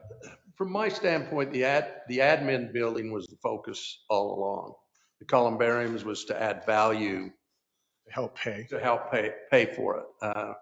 And like I've said before, Lane's done a fantastic job. The small columbariums are unique, but to me, it takes away from the grandeur. We're trying to sell a premium product here. This is a generational building. We expect, Lane says 150 years. I'd like to see it go 200 years. And yeah, and that was part of the discussion we had with Lane when we done. We want something that looked as good in 1860 when the cemetery was started, as well as in 2060. we can get by with what we've got. We have. We're pushed for space as it is. It's very uncomfortable for a family to come in and sit down and listen to lawnmowers run, listen to the guys back there talking. I mean, the walls are so thin you can hear them go to the bathroom. So that's one of the reasons I pushed all this. It's a lot of money. I don't have to write the check, and so obviously I want to go. I like the small barium things, but when you look at it, it looks squatty compared to the original. And if we want to sell a premium product, I think we got to present a premium product. Yeah. So maybe this is a question for Lynn. You, as far as phasing something like this, constructability of this, could you do it in a way that, you know, doesn't take away from, you know, the buildings? And is it feasible to do that if we phase it? I think you could. You know, I talked to Josh about this. You could do the admin building in one columbarium, do the putting some foundation cap, the concrete, and just leave it. And then later, you know, as demand pushes you into the next columbarium, you do the masonry. And, that isn't as efficient. You don't get that economy of scale. Yeah. He needs to, can you come to the microphone? Sorry. Thank We you. can hear you, but Cash flow, that would help because it goes back to your revenue generator, which is a columbarium. If you do both, it's a supply and demand issue. You've got a whole bunch of supply and kind of this limited demand. And so I think doing one at a time, that supply and demand could equalize. And I think that you could get a better price because now you've just got one columbarium and you're selling those out quickly. And then as you get that cash flow coming in, then you can build the other one. It's not ideal, but this project, when we master planned this, we wanted to make sure when this building landed, it landed in a good spot, and it was all master planned out.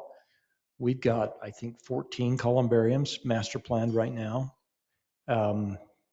This thing could go for a long, long time, and hopefully, people will catch on, and it's like people all across the United States would say, that's where I've got ancestors there, and that's where I want to be, cremated. So Something for the council to think about. If we did just one like that and not the other one, like Matt mentioned, the eye level and stuff like that were the higher premium anyway. So if we did fill up the one, we would be filling the lower revenue ones, right? So if we did just one columbarium and then built the other one later on, we potentially would be putting people that would have paid for the higher revenue, more premium positioning into a top corner where they might not come back and buy a higher revenue. Well, it's just like real estate, it adds value. So that's very common to have different pricing structure. When I've talked to people in the industry, that they call it the ones you can touch are the ones that's worth the most. So if you can reach up and you can touch it, exactly, it's worth more. And if it's higher and you've got to do something else, and we've priced that out. I think what Lane talked about is if we could do it, my big concern when we talked about that is trying to match the granite. So my suggestion is we need to do one columbarium all the way. One or the other. And you can get similar colors and it's not going to make a difference from this side to this side that you're going to notice. You're going to have a similar color and it could be lighting that, but that was my concern. It's a really unique opportunity. I've shown this to municipal cemeteries. I've shown this to private cemeteries. Nobody's seen it, and everybody is just really excited about it. I think it could be built in stages. I think just having the columbariums up there, you're gonna struggle with sales. So is there a demand for it? I know the trend is to go this way, and rather than casket in the ground versus this. And well, time will tell. Right now, they're about 42% cremation rate statewide. In Heber Valley, we're probably closer to 30%. Yeah, we're lower. But it's that old adage: if you build it, they'll come. I talked to a mortician that says Park City is really struggling They have no space for anybody over there. And if we put this out to the Park City residents, but they don't want to buy just a spot up in a field, they want to buy the vision, that we could probably sell out to them. And we charge more for a non-resident than we do a resident. And and we're pretty high on this because we're selling a whole vision here. But if we start to sell a lot of them, then we look at readjusting our prices in the next fee structure. Mike, did you have a question or comment? Yeah, this was disappointing to see such a high change, but I guess, I mean, I would, got a lot of thoughts. I don't want to just do a columbarium first. I agree. I think it would fail. People want to see the whole thing. I think we need an administration building, and I just see this like everything else. If we put it off now, we'll do it later for a lot higher cost. Costs will just incrementally continue to go up. I do want to build it for as long as possible. I love the idea of building something that lasts basically forever, 150 years. I mean, it can last forever. There's buildings in Europe that are built right that are hundreds of years old. I don't want to value engineer it down to something we don't like or is cheap. If it's cost 4.1 million, but we can value engineer it to 3.6, we're not going to get what we really want. And we're going to get something that has to be maintained and more difficult and is kind of cheap. We could put fake stone on here and fake brick and standard R19 insulation and all that kind of cheap stuff. But that's not how you build a building that is timeless and lasts forever. We are in a rapidly growing state, in a rapidly growing back of the Wasatch. And I do think Park City and Midway and the rest and Jordanelle, there's no more cemeteries. Tell me where the next cemetery is going to be placed. There isn't one. So Heber has the room and the ability to do this. And I think we're investing in our future. We're investing in our residents who live here and want to stay here when they're dead. We're investing in our cemetery and our public open space. And I want to move forward in any way we can to not value engineer it out of what we want. Now, what that might mean is let's build one columbarium. Yeah, not two, because that is easy to come back in and put the brick up and do that, spend all that money. And we may be doing that in 2 or 3 years. If we have to leave something out, when I built my house, I left out cabinets, the fireplace, the air conditioner, a whole bunch of stuff.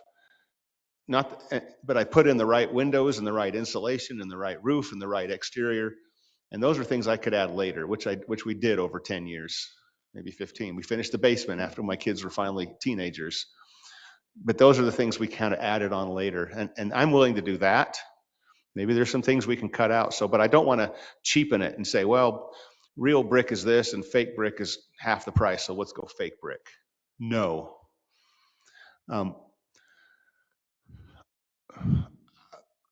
I'd almost rather build the full columbarium and do what you're showing, add more niches maybe.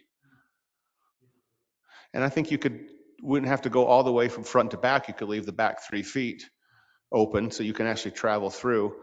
That then frees up what you were covering on the back wall because there's a T, so that could be. So I'm willing to look at those options, but I do want to find a way, and just me, I want to find a way to make this work. And if that means bonding, a $2 million bond is not that much. And we could probably pay that off in 10 years as we sell these niches. So the question is, okay, it's going to take time to do that bonding. Who knows what the construction cost within when that bond. Well, I'd like to work with a low bidder and sit down and see if we can, how do we get 500,000 off? To a point how can we it doesn't wait till later? It loses its integrity. Yeah. Okay. Scott, did you lean forward with a comment? I did. I just think. Yeah. I I'm just sitting here thinking how much we spend in this community on high school and ball fields, and $2 million is nothing, right? And this is where people are going to be their final resting place, spiritual center where they come. I mean, I've walked up the property with Mark. It's a beautiful spot, and it'll pay for itself. I don't think we need to be worried about that. I'm all for building the whole thing now, figuring out what the right price point is so that it pays for itself. Maybe we increase, or how many plots do we still have available? Burial plots or niche plots? Burial plots. About 100 years. 100 years of raised prices there. I mean, this is going to increase the value of the whole cemetery. You need an administration building, and the people that are using the cemetery should be paying for that. So I think there's ways to finance it, to get it done and do it right. Let's just get it done and do it right the first time. Because it is going to be, when people walk up and see the finished product, they won't have a problem saying yes because they'll want to be there. Scott, are you saying you would rather try to raise money and do it later, or rather bond and pay off things with the raising the funds? I'd bond now and do it now with current price. I don't see pricing going down. We're going to be in a long-term housing shortage, which is going to use up plenty of resources. I'd bond and do it, get it done now and do it right. And it's going to be an asset for the community for generations. Vaughn, you had a comment? Yes. Thanks. So as far as I'm going to be a little frugal on the frugal side. I realize the whole bonding, do it now. That's a lot of money. That's a lot of ask. That's a huge bond if we go forward with everything and getting everything that we want. And I'm not for the smaller, I don't even know how to say that word. Anyways, I'm not for the smaller niches. I do agree. I don't know who mentioned it, that, putting in those smaller niches is just hey, there's Grandma, Jones up there, way up in the corner. Can you see it, kids? I mean, I think that if we can bring it down. I was looking through and I found something interesting. So if we can't I like more what Mike said. I definitely feel since the first start of the conversation has always been about the administration. That's where we need to focus. We need to have a place for individuals to come and talk and give them a place where this is a hard moment for many. And so let's give them a place where they can feel at peace, they can feel it, comfortable while they're having to deal with this. I know that when, and it's not even the same thing, but I know that when I was burying my mother, I went to a building where, and this was a monument building, a monument company, and trying to put in a monument for her. The place was in a warehouse. They did a fantastic job, but I just felt so, I don't know how to say it. It just felt like it was kind of dusty and, dirty. And it was just, you could hear them, working in the out and the warehouse next to that. And it was uncomfortable a couple of times. I remember looking at the individual and just saying, what did you say? And she's like, oh, I'm so sorry, about the sound. So yes, administration should be the number one thought, I think, because that's going to encompass everything else. We're going to draw people to the administration building, and those who are burying their loved ones, that's the first step. So we need to have that. As far as having two small ones, no. I am all for doing a large one, the regular size niche. And then is there a possibility, I noticed that in Mesa, Arizona, where I'm from, Arizona. And so Mesa, who has, it's a predominantly LDS. There's a lot of people who, go there from the other communities to bury their loved ones.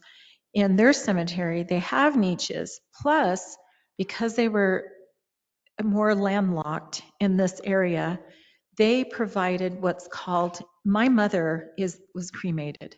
We couldn't afford a full service, and we couldn't afford a casket either. So she was cremated, and they were able to use the plot, because luckily we had the plot at least, and divide part of the plot so that her and her brother, who was also cremated, could share underneath that one thing, and it's in ground. And I know also, and this is at Tonnequint, I know that they also have the Memorial Garden walk there where people have paid a high hefty price to purchase property there where they could have their families cremated, but yet it's a place, it's similar to that where they can go visit them. I like the niches, but for those who want to pay a higher price, so maybe on the area where the other columbarium is, maybe that becomes an underground situation and making it into a memorial garden where individuals are paying a higher premium price to put a headstone. I love visiting my mother's headstone. And every time we go to St. George, that's where I go and I leave flowers for her. But she's not in a casket. And it was great for someone who's tight on money. So maybe instead of just saying, we're not going to have both niches, maybe we can't afford that. And removing that one niche area, we put something that's more in ground and doing something with the walking garden and where people can put a headstone and it's still, and you can bury upwards to 5 people in that small area, but it's on ground, they can visit. It's a lot higher cost. I know that because I asked about it and it was a lot of money. So that's another way that we could go. I'm just thinking for me, I feel that asking for more money and trying to bond ourselves, and we do have other projects that we're concerned about, let's get that administration building done. Let's put the niche, and then maybe let's look at something more like that, where it's an in-ground, maybe the walking garden or the memorial garden, as it's called, and I think trying to find it, in Mesa. Yeah. So my thoughts would be, I like either the idea of bonding and going forward with the complete project, because I think we do need the building and I think the value makes good sense with what was originally proposed. Or I like the idea of building just one side of the columbariums, coming back and doing the other side later, but still doing the building, but just building one side. I think to Mark, to your point, I mean, that still makes it look nice and it's obvious we don't need both sides at the beginning. It'd be fine to have them, but we don't necessarily need them. So for what it's worth, that would be my thought process, council, is I like both of those options. I do like, Lane, though, as you went back through with this small columbarium, I like the idea, although it messes up our whole bid, but I like the idea of getting more niches in there. I mean, and like Mike mentioned, maybe it's just that back section, the column itself is still there and the side wall is there, but they can walk through. That gets you that kind of that visibility, so you don't feel like you're enclosed in. I don't know if that's going to just balloon our cost again, though. The precast niches are the things that cost, and they are a little pricey, but you're already paying for the building, so the cost comparative to the whole building would be minimal with, just extending those niches back maybe 3 feet or 4 feet and then just having to pass through. So I really like that. So maybe that would pay off that side faster, pay off the bond faster, and then maybe get us to the point where we can build the other section faster. All right, Matt. Let me take just a moment and just paint just a little bit more complete picture of the finances for a moment. Yeah, please. Just because very you quickly. mentioned the other properties. So I want to make sure you're fully informed as you make this very important decision. First is the budget we're putting together is probably going to rely upon your general fund balance to the tune of about $500,000 to $750,000. That's one. Two is, I mentioned a moment ago that one of your competing council priorities is to purchase land in the downtown. As I mentioned earlier, it appears, I want to emphasize, it appears we might be able to close on both of those deals this year. That's going to cost $3.1 million. We really right now have $750,000 earmarked for those parcels, which leaves you several million to still come up with to close those deals. Three is, I don't think you're going to issue a GO bond for the $2 million. That means you got to go out to a referendum, which means you're going to have to leverage your sales tax. And if you leverage your sales tax for the $2 million for the columbarium project, that may be less money you have available to bond for the parcels that you want to purchase for the downtown vision. So I just want to paint that picture. because you do have some competing interest here with this project and with the downtown land purchases, which is also a council priority. How much do we have in our extra fund? In general fund balance or Fund 42? No, just, isn't there like a, I don't even remember what it's called, but there's a Capital improvements, the reserve fund. reserve fund. So I want to make sure we're talking about the same thing. So in Fund 42, we have sufficient money in there to complete this project between 2 and 2.5 million. There's no additional resources in there to do a higher number. Now, in the general fund, you have what's called your fund balance, which is 35% of your estimated revenues, which is about $6 million, give or take, either way. So you have your fund balance in the general fund, about 6 million, and then you have sufficient funds in Fund 42 to complete this, but not really a penny more to go above that. So the fund was 6 million in it. What is it there for? That's reserves, that's rainy day fund. That's reserves, rainy days, to help balance the budget on the years where revenues are soft, things of that nature, floods, who knows? Important stuff. I mean, if you have a rainy day fund and you get a bid that's 2 million over, that's kind of a rainy day situation, I think. It is not untouchable. You can certainly use it for that. That is something that the council would have to consider as a policy matter. And so that decision, of course, is going to be yours in terms of whether you go forward with that project, and if so, how you close that gap. When was the last time we used the reserve fund? The general funds reserve has, I don't think we've used it since I've been here. It's been growing every year. And when we have extra that exceeds the 35%, it automatically rolls over into Fund 42. And that's why we've been able to do a lot of these big projects like the Eastern Bypass, 200 South, the band shell. We've been able to accumulate that money because that money's exceeded that 35% max balance. Okay. So I guess here is my thought, and I'm just wondering, maybe, and this might be for better answered by Lane, and if we went with the administration building and no columbariums, is that something, Mark, that you're wanting to do, or is that something where you feel like we need to have the columbariums in order to offset expenses? That's And a tough Matt, this will be question. a question for you as well, too. That's a tough question to answer. The administration building is an administration building. I mean, we've got to find a way to try and fund the project. To go back to what you talked about before, we do offer in-ground cremation burials now in existing graves. But to kind of paint a picture, I belong to the Utah Cemetery and Parks Association, and a big part of, and we just come back from a big part of that is a lot of cities are running out of space. Mm-hmm. So they don't know what to do. Some cities are just saying, we're not going to do a cemetery anymore. It's a very expensive thing. So that opens up a revenue stream from us where we could get more people. But a lot of cemeteries are saying, we're restricting sales just to residents. Midway City is one of them. Mm-hmm.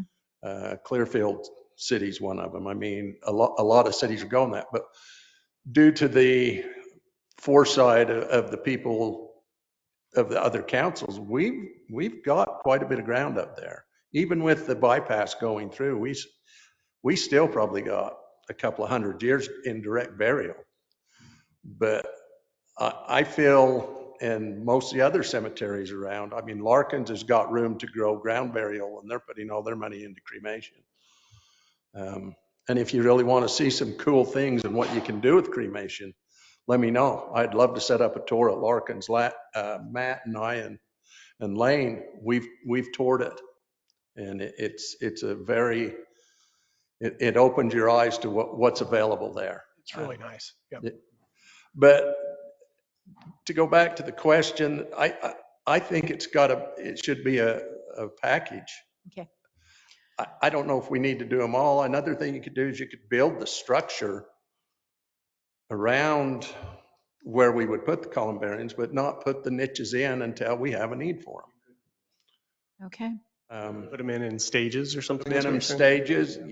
in the same building, you might have a variation in color of the granite, because when they harvest the granite, it comes out of different veins. And so it's hard to get, you can get close, but you can't get an exacting But if they were match. closed off or tight, you wouldn't know that unless you're Right. standing. If they were boxed off, say like similar to what Lane was saying that's an easy fix.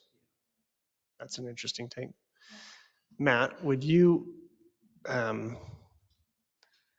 if we were to say we want to talk about the reserve fund, like just hypothetically, would you be more, would your caution be less to use that toward the purchase of the property, knowing that we've got a CRA potentially in the works that might pay that back quicker, versus using it for this, hoping to have sales come back in and pay it off quicker?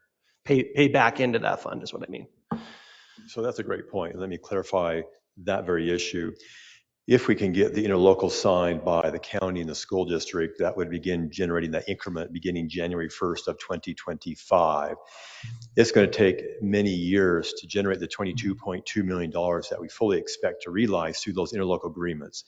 But once we do, we would be able to pay the general fund back, but it's going to be a half dozen years or more to do that. So it's not immediate. It's something in the long range or just over the horizon. And so that's an important point. We would hope that the CRA would pay the city back for the purchase of those properties if you indeed use general fund monies to do that. You do have $6 million in that general fund reserve account. It is very healthy. You're at the 35% max amount that the state allows you to have. Could you leverage some of that for one of these two? Yes, you could. That is a policy decision of the city council. That has grown every year I have been here. In fact, it's growing so robustly. We've rolled those funds over into Fund 42 and accrued sufficient revenues to do the other projects that you've seen going on. In fact, without that happening, those other projects would not be happening right now. So I just want you to make an informed decision. Look at your priorities, execute around those priorities, utilizing the resources that you have available to you. Can I make a comment? Maybe we have, Lynn is a designer. He understands how to design and figure this stuff out. Maybe can we have them go back and give solutions that then we can have the contractors maybe revisit their bids on that? Because it sounds like we're starting to be creative as far as how we can do this and so on. Maybe that's the point where we can get it down so we're not, $2,000 or $2 million out. Maybe there's something there that we could do. And I don't know if we have a contract with Lynn to help do that, facilitate it. Value engineering always, if you do it right, it's fine. But if you don't, it could really affect, like Mike said, we want it to look legit and really nice. And if we value engineer it, it could deflate that. So, do you have something? I'm just thinking about it. I'd like to move forward with what we're calling value engineering to see what some options are, not to cheapen our building, but to extend the time that we put it in. So maybe we do the building and the shell, one shell, and then next year we fill it in with we spend all the money on granite and precast and metal niches. I mean, that's a big chunk. Like I did with my house, push it out over the years, and we fund that when we as capable. But maybe you can find a way to drop $1 million off the initial build, and we look at that, and we look at what we really have, and project out what's coming. I'm confident we're going to get a CRA, and that's going to help us with funding the property purchases. We've already told that. That's in the list. So I'd like to move forward with looking at some options that we can actually get started this year. And Clarifying question. I'm sorry. Were you did I say Lynn? Lane. I'm rambling now. Matt, a clarifying question, Matt. Just because I didn't realize this, I guess. So if the CRA comes through immediately, county signs next week, school board signs 2 months from now, we start accruing funds, we still are going to have to hit some fund to buy those properties. Yeah. What would we have been hitting? Would it have been that general fund? Would it have been the reserve fund? Where would we have been going for that? Your general fund reserves that has about the $6 million in it. Yes. Okay. Yes. And that's why I'm asking you to consider potentially, either delaying this project, building a portion of it, and then taking the difference in those funds and directing it towards the property purchase, which appears to be happening this year. Potentially this year. I love Matt's idea, or sorry, Mike's idea. I think the building's necessary. I think the shell, I love that. I didn't realize it was a possibility. I think the shell and maybe some, like one section of the niches, and then build it out over time. You know, to your point about not putting, I can't believe you didn't put an air conditioner in, but not putting cabinets, I get that one. But like, I almost got come in, divorced from that. yeah, I bet. Lived without an air conditioner just- for the 30 years. What we've would been the there. what would the possibility of a revenue bond be? What's that? I'm sorry. What would the possibility of a revenue bond? So this would not be a geo bond, so it would have to be a revenue bond. So you have to identify the revenues you're going to dedicate to it, and it would probably be your sales tax. And so I believe I'd have to get with our bond counsel to determine whether there's sufficient capacity with the sales tax. We have leveraged it for another bond that we issued a couple of years ago. So that's what you would use. You'd use your sales tax as a dedicated revenue source for the revenue bond for this project. Could we earmark the sale of niches to that and then backed up with the sales tax? I don't think they would do that. Okay. Is there a way to fund this with private financing? It is an it is going to generate revenue. Would somebody finance that and build it as a kind of like a toll road? The You know? Johnston. No, The not me. Johnston tomb. Scott, let me go back to your question. Why they would not leverage the niche sales is because there's no history. There's no pattern. There's no trend. So it'd be very risky for them to issue a bond on that. Could they leverage the sale of plots? The plots, we sell, what is it, about 100 plots a year? It's about 50,000 a year. It's just not a lot of revenue to cover the $2 million bond. However, you do have $600,000 in your perpetual care fund that could be leveraged and paid back with the sale of the niches, but that's only $600,000. And that is perpetual care fund that you do need in the future for maintenance of the cemetery. I'm all for, I like Mike's thoughts. I like what Lane has shared with us in where we put in the building, we put the structure in, and we have just one side start, and then we go from there. I feel that we're concentrating too much on the aesthetics of it when I think it will still be beautiful. There will be nothing in this area that will have and can compare to what we are planning for as far as with the admin building and putting in offices there, and not just offices. I mean, the whole building itself serves so many multi-purposes to it. So I think it's something we do need to do, but I'm not willing to, and while I understand we want to do it all right now, we have so much that we need to do in our downtown area, and I am not willing to take the chance on using funds that even if we've got a lot there, we need to be fiscally responsible. We don't know where the economy is going to go. We don't know what's going to happen in the future. So unlike someone like me who likes to spend every single dime in her savings account, I say we keep our savings account viable and working well, and let's go with the nice, beautiful admin building and start with just the one side and go from there. And as we start selling them, then we're good to go. And then maybe that will be able to fund what we need more. And like I said, let's look into underground niches where we have a memorial walk, but these can all be added to the plan going forward. And then we add upon that as the income and the revenue comes in. So those are my thoughts. Let me suggest this. Let me huddle up with my team. Let us value engineer. Let us get creative based upon the feedback we received from you to date. And then let's report back in a few weeks as to what we found and what we've seen. Is that all right? Okay. If that's the case. Motion to that effect. I was going to say, I think that's. Does that stand as a motion? It's fine. Thanks, Trina. She'll figure out how to word that. We only need a motion if we're accepting a bid, I think, so. Can we just move? We can just move on. And I'll just move on. Motion, we move on. Okay. Thank you. Thank you, guys. Thank you so Lane. Thank you. much. Thanks, Mark. Matt, communication items? Because I can't let you get out before 8 o'clock, I want you to indulge me. I want to show you some pictures up on the screen. In fact, let me see. I know of no such rule, by the way. What's that? 8 o'clock roll. Cheetos. What I want to do is I've spent the last couple of evenings scanning the website for ideas for the roundabouts. Oh. And I've got a lot of input from you guys. And I want to share with you, if I may, some of the ideas to just get some reaction from you as to where we're heading with this. Give me just a moment.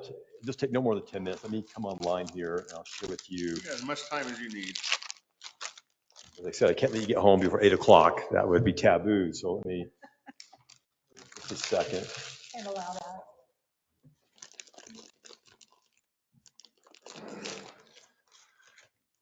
My wife's not expecting me till at least 10:30. We're not doing that. Do we need to have a movement to end in 10 minutes so that we can walk out? Just a moment. I should log in earlier and I didn't.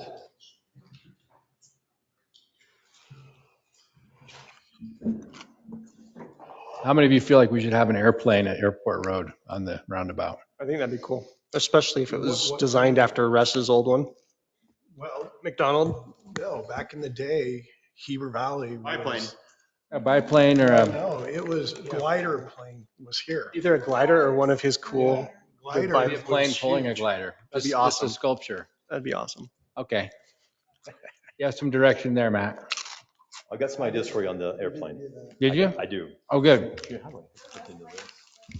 All right, Matt. I flew in that. Matt, can I take over for a minute? Yes. Matthew, there was a discussion at the Temp Irrigation Board meeting yesterday, about is the city maintaining the flood channels in a little better fashion?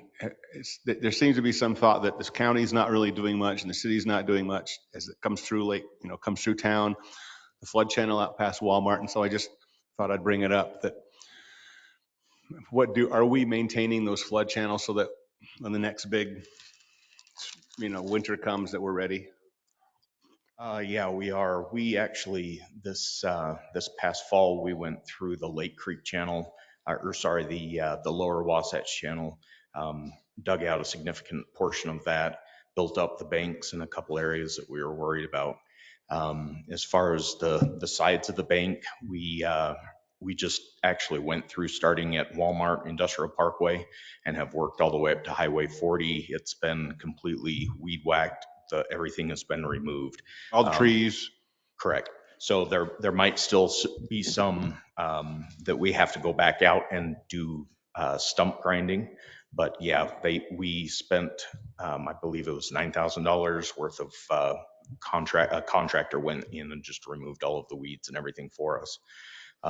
We have to go from Highway 40 to Mill Road now, to the CUP now. Mm-hmm. After the CUP, it's actually Brookside, I believe, or the Sawmill subdivision HOA's responsibility. But yeah, we'll go right up to the CUP in our next phase. But excellent. I know that Russ had been talking about planning. I'm trying to remember who he was talking to, but right about where the old Timberline building is, we've got a little bit of a choke point right there. So we're trying to address that so that last year doesn't happen again, where we're trying to figure out how to get the water across the road and we can actually go underneath Main Street instead of over it. So we are thinking about it. Good. Because I think I want to be ready. I don't want to ever have to put sandbags out down Center Street again and then pick them all up. And I agree. I'd rather we put that effort and funds into increasing the capacity of Lake Creek as it comes right through town, from there to the Spring Creek. Yeah. So excellent. That's a great report. I wish I didn't have an answer last night. Or it was Monday night. Yeah, it is last night. Yeah. Yeah, we actually have built into the budget as well so that we can twice a year do the same thing that I just described from Walmart down to Highway 40, that in the spring and in the fall we'll go through, knock out all the weeds, remove all of the dead tree wood. Volunteers and okay, excellent. Thank you. Hey, this is Russ. Can I just make one comment? Go ahead. So the plan, to address your concern, Mike, about never wanting to put sandbags out again. My plan is, I've included in the proposed budget for this year, to do a RFP basically for a study, to get an engineering firm on board to study the issue of a big snow year and runoff, and make a recommendation. And then the result of that study would end up hopefully identifying a project that then we would take on as a city in the future. So that's kind of the direction there. And that was based on the council priorities that you identified during the retreat. Thank you, Russ. That's excellent. It at least gives us a place to, something to shoot at. Because I do think we dodged the bullet last year with the really cool spring. It could have been so much worse, and it will be. I mean, that's just Mother Nature. It repeats itself. So excellent. Thanks, Russ. Being proactive. What? Can we burn the ditches too? Why don't we burn the That's ditches? our city staff, proactive. Yeah, and that's what we need to be. How come we don't burn the ditches anymore? We do. We do. We do? In the downtown, we do. Okay. Mm-hmm. So we're actually planning on going out next week. We just have to get approved by the fire district to allow us to, but it's still super wet, but we're going to try to burn them anyway. So, because the last year we were just too busy with flood preparation. Sandbags. The year, I think there were 2 years before that it was extremely windy and dry, and they basically said we couldn't burn ditches. So yeah, next week is the plan to start on the north side and work our way south. Cool.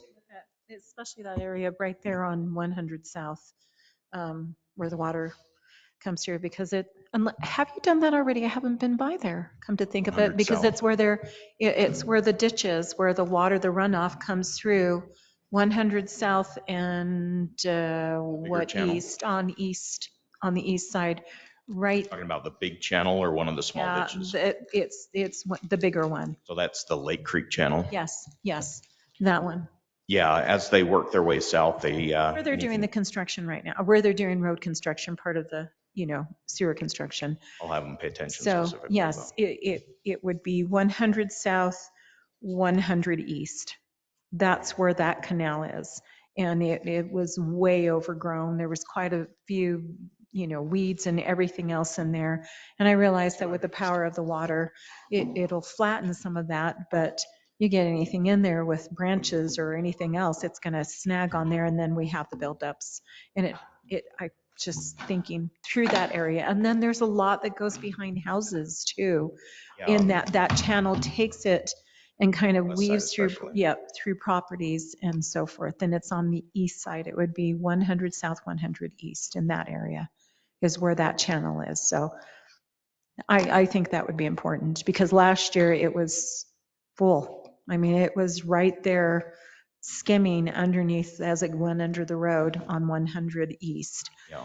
And was very high, and there was very little room. So, I mean, we probably won't have to deal with that this year, but you never know. I mean, Yeah, we we'll be never here know. when it happens again, but hopefully the next guy has a better channel to If deal we with. fail so. to prepare, then sure enough, that's when something happens. So Yeah. if they can go and check out that area as well, that'd be great. Okay, thanks. Hi, this is Chris. Can I chime in for a second? Go for it, Chris. It'll be interesting to see what they find from the study when Russ gets the engineering study done, to see what it can actually take through it. Back in 2011, we had Devin with CUP was trying to tell us that we weren't taking enough water down that. And our biggest choke point was on First East, right behind the apartments there off of First South. And then the old Timberline building, we were taking 12 cubic feet per second down it. Yeah, I remember, Chris. When we ran our calculations, and it was actually overflowing underneath, because it's just a crawl space and it's an open channel under that old Timberline building. And if we open it anymore, it actually flooded out underneath the building, even with what we had it. And the building started sinking, because it's just the wood supporting the building itself, about in the center of it. It was sinking in the mud. because we had too much flow going down it. So that channel just is not built for a large amount of flow. And one of the biggest problems with it is a lot of that runs through people's yards that are fenced in. And so getting in and maintaining that entire channel is almost impossible in some spots because we didn't ever really have a right of way along that canal. So people have just fenced up along it and kind of choked us off from getting in and actually doing things to a lot of the portions of it. Thanks for the background, Chris. Yep.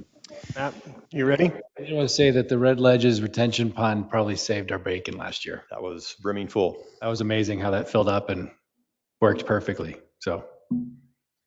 All right, so context. You have 5 roundabouts coming online here probably in the next year, year and a half, where 550 East, Mill, Center, Daniel, and then there'll be one near the Sawmill subdivision. 550 East is done. Daniel is done. Mill Road will be done in the next 90 to 120 days, and the other 2 will be some period off. So you've said as a policy, we want wildlife. And so what I'm meeting with the guy who did the elk statue on 6th South and 3rd West tomorrow, and he's looking for some direction. So let me share with you just some shots. So that was great, by the way. You did a great job. You did a great job. So some of the things that I caught my attention is one on the left there. It's 2 elk that are tangled their antlers. They're in the rut. They're kind of getting physical with each other. Kind of an action scene that is of interest to many people. So I want to share that with you. The one to the right of that is a shepherd with his sheep. Many have said they're interested in having some type of roundabout that's dedicated to the sheep heritage around that area. That is an idea. And I'm also going to show you in just a moment a roundabout in Grand Junction, Colorado that's got a little bit different look and feel, but it's the same idea. The one on the right is kind of for the airport. It's kind of like a sundial, but it's got the plane on top of it. So we do a glider. You know, Heber Airport's known for its gliders, maybe, or maybe it's World War II plane. Maybe it's a biplane. Yeah, that's a Mustang. So that's an option for the airport or by Daniel Road. Again, you got the elk kind of tangling it up each other if you go down Trina. So this here on the left is a large brown trout. This is maybe something we could dedicate. You know, we have the Provo River. It's a blue ribbon fishery. Maybe it's some type of large brown trout jumping out of what's seen to be as a river or a water body. The one on the right, of course, is a large mule deer where the head's turning perpendicular to the body. That's always a very famous look. We've talked about having maybe some mule deers in the roundabouts. Go ahead a little bit more, Trina. This one intrigues me here. It's the large eagle that's coming down. That is probably about a 6-foot eagle. That what's holding it up is what appears to be is a limb, a large tree, and the eagle's coming down to grab something. So maybe the eagle would be well, or a hawk, some type of raptor perhaps. On the left-hand side is a mountain lion that's kind of prowling on a log. The guy that I'm meeting with tomorrow can actually do a foam log in the same material he uses with the elk. So maybe the mountain lion's kind of walking down that log, kind of prowling. So very visible. That'd be better concrete. What's that? The log? Concrete log. Foam may not last as long. You could be right. I think you said foam. I thought you said foam too. I was like, no, why it's would you it's do that out of it's. foam? If I did, I apologize. That makes more sense now. You could actually put an arrow into that elk, and it's not going to do much to it on 6 South, 3rd West. The material he's got it copyrighted, and I don't remember the name of it. It's a very hard, enduring substance. It's not foam. It's not foam. Again, the mountain lion on the log, you could have a log that's angled, the mountain lion kind of walking down on it. The picture on the right, the large one, has a number of unique things on pedestals, including a guy. It's this one on the middle, which is the horse, is actually the old-fashioned mail carrier. What do they call that trail many years ago? Pony Express, trying to get up on the horse. That's an idea there. Go down a little bit more, Trina. Again, you got the mule deer. Looks like just another one of the eagle there on the bottom left. Are there any more there? Go to the next email, the one I just sent you, the very next one. So whatever we do, it just needs to be here rather than, something like an elephant Mhm. or a whale. We could be Can you ninth move and that ninth over? and have the whale. Polar bear. Or Sugar House where they have a whale. Yeah. Yeah. A whale. Whatever it is, it needs to be authentic. So this It one's has to be interesting. This is a ram. Of course, rams are not, there's a lot of rams here, but you could put a mule deer there. You could put a mountain lion there. You could put something else there, but on a large rock, a mountain goat there. Were introduced to Timpanogos, I believe, in the 80s. Yep. Here's another idea for you. This is interesting. This is actually made out of metal. Both these are made out of metal. It's a metal tractor. The guy who's sitting in the tractor is made out of metal. The horse is made out of metal. The horse rider is made out of metal. And behind, you can't see it, but behind the metal is a bunch of Foster reed grass. It looks like he's kind of farming the Foster reed grass, like he's in a hay field. Very, very creative. But the metal is interesting. Trina, did you get that email yet by chance? So it's more artistic more. than realistic. It's expression of something, which could be kind of cool if we have different, roundabouts that have different types. It doesn't have to be all the same look and feel, but Similar to what you have when you What's walk in Okay, should be one more coming. downtown St. George, how they have the art on the side.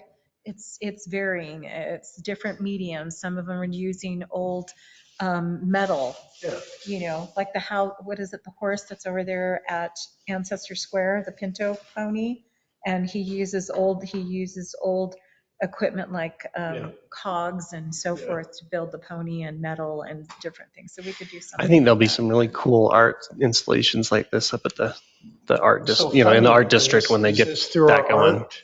Yeah, so what the council has given staff direction to do is use the TAP tax as a funding source for this. While I'm waiting for this to email deliver, as I've researched this, here's kind of what I'm thinking. I'm thinking that we do a wildlife similar to the elk, meaning the same material, probably on the 550, potentially on the Mill Road. I think we do the airplane on the Daniel Road. I got a couple more pictures here I'll show you in just a moment.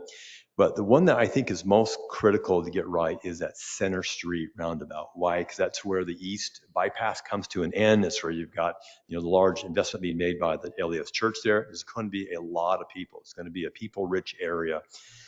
And so there are a lot of great metal artwork. And so what I'm thinking about doing is putting a call out to artists that then submit their proposals. And then with the idea that if we find the right one, the city commits to purchase that piece of art for that center roundabout on Center Street. What do you guys think about that notion? I just remember the county meetings, the church representative was very adamant that they were willing to fund that roundabout. So It was the construction of it, but not necessarily the art in the middle of it. I'd be surprised if we said, this is what we want in the middle of it, if they don't still fund that. I would rather ask them that before we commit funds to it. Or what if they tied in some pioneer heritage That's what I was going sculpture? to say. I mean, it is heritage. That's the heritage. I mean, that's the heritage. If our standard farms. is that our roundabouts have something really cool that's local and has a history, I can't see the church saying no to that part. I'm not in the know, but I can't see that Russ, happening. again, they are planning to landscape it. I know they don't want it to be left undone. And so with their project, it's their intent to landscape it. I'm sure that we would be able to work with them to add some type of sculpture. One thing we need to keep in mind is we have to be careful with the types of sculptures that we add in the middle of roundabouts. They can be considered a hazard or something like that. So we'll have to be careful, but I do think that they would work with us on getting something in there. Good reminder. Thanks, Russ. Matt, while you're pulling that up, I've only got one thought, Council, and maybe not a popular thought, but there was talk in the email chain. Somebody said something about the Indian heritage of the area. I am firmly opposed to that, and I have Cherokee ancestry, so it's not a racist thing. It's just I don't think we can do that right, and I think no matter how we do it, somebody will have a problem. Whereas animals, I was just we don't talking have that about problem. when we had it in the park. Yeah, that's what I'm saying. Further, more in the park. I didn't want it more in as far as no. And I'm thinking when I made the suggestion for the sheep and the shepherd, again, the heritage of that area. I mean, shepherds and cows, and then also shepherd That's the one I picked. guiding the sheep, Oh, no. especially right there in front of that building. So, you know, it kind of is a twofold thought on my part in thinking that. So I apologize, the email caught up in spam. So these are more towards the. Stop spamming people. You have maybe a airplane like that on top of either maybe a sundial or something. Paper airplane. Yeah, paper airplane. Yeah. There's also this one here, maybe looks like a glider. Potentially. You got the paper airplane, you got The museum over there probably could show us a couple that are historically relevant to here. Large paper airplanes, potentially a glider on top. Yeah. Maybe a thing like that. Just some ideas. I like the Mustang or Russ's plane. Airplane, maybe sundial with that type of plane. Mustang that's over there. Maybe will you send those to us? So long. I mean, I will. Put them on a just Word doc, Word. And Definitely. do we have local? I mean, Philip passed away, but do we have any other local sculptors? There used to be the Luna. Luna Bronze. Yeah, Luna Because this Bronze, would but be I don't think he's doing it anymore. I mean, a lot of those sculptures have kind of walked away from. Travis. Hard to make money. We're just hanging out forever because we don't ever want to go home. Matt, did you want to show us Here, any more? look at this, Travis. We're waiting. We got a little in. Sculpture for the roundabout. To celebrate the airport. Oh my goodness, he gave me a hard time in seminary when I. So we grew up here. Yes. I'll send you an RFP. Okay. Jonathan's the young one. It's not Jared. Jared's older than him. It's not my. Matt, do you want to send it to us after this meeting? I will. I apologize. There's one more. We're out of time. But there's one more I'll send you from Grand Junction, Colorado. It's got large sheep that are done out of metal, very tastefully done. I'll send those to you as well. I like sheep. So. Just for the heritage. Oh, sheep are our heritage. I like sheep. Heritage. I like sheep, mule deer, cougar. But give me your reaction to this. What's your reaction to what you've seen here? By the way, there's been a Great. mountain lion with 2 cubs spotted several times in red ledges. So If you want to get some ideas and come back, they look great. Hunter's out. I like the mountain lion up there at Mill Road. I like a mountain lion. I like mule deer, and I like sheep. And the plain. Definitely the plane. And then I think we should work with the church potentially on something that's That's heritage helpful. over on that I side. apologize. My computer's frozen and not able to pull it up. That's exactly the feedback I needed. Thank you. That's all I have. Great. I don't think we need any sort of movement for this direction other than go forward and do some direction. Cool. I move that we adjourn the meeting. All right. Do we have a second for adjourning the meeting? Second. Got a second, Aye. Trina? Yes. We've got a move to adjourn second here. Aye. Yes, yes. Yes. Mike? Okay. And unanimous. Have a good night, everybody. Good job, Aaron. Did great. Talk to Kim. She said thanks. Let's go catch the show at the Republican convention. The show? No, thanks. You know what? That's gonna be weird. Thanks, Matt. She's a good person. Mary Ann's a great That's why I was Oh. because I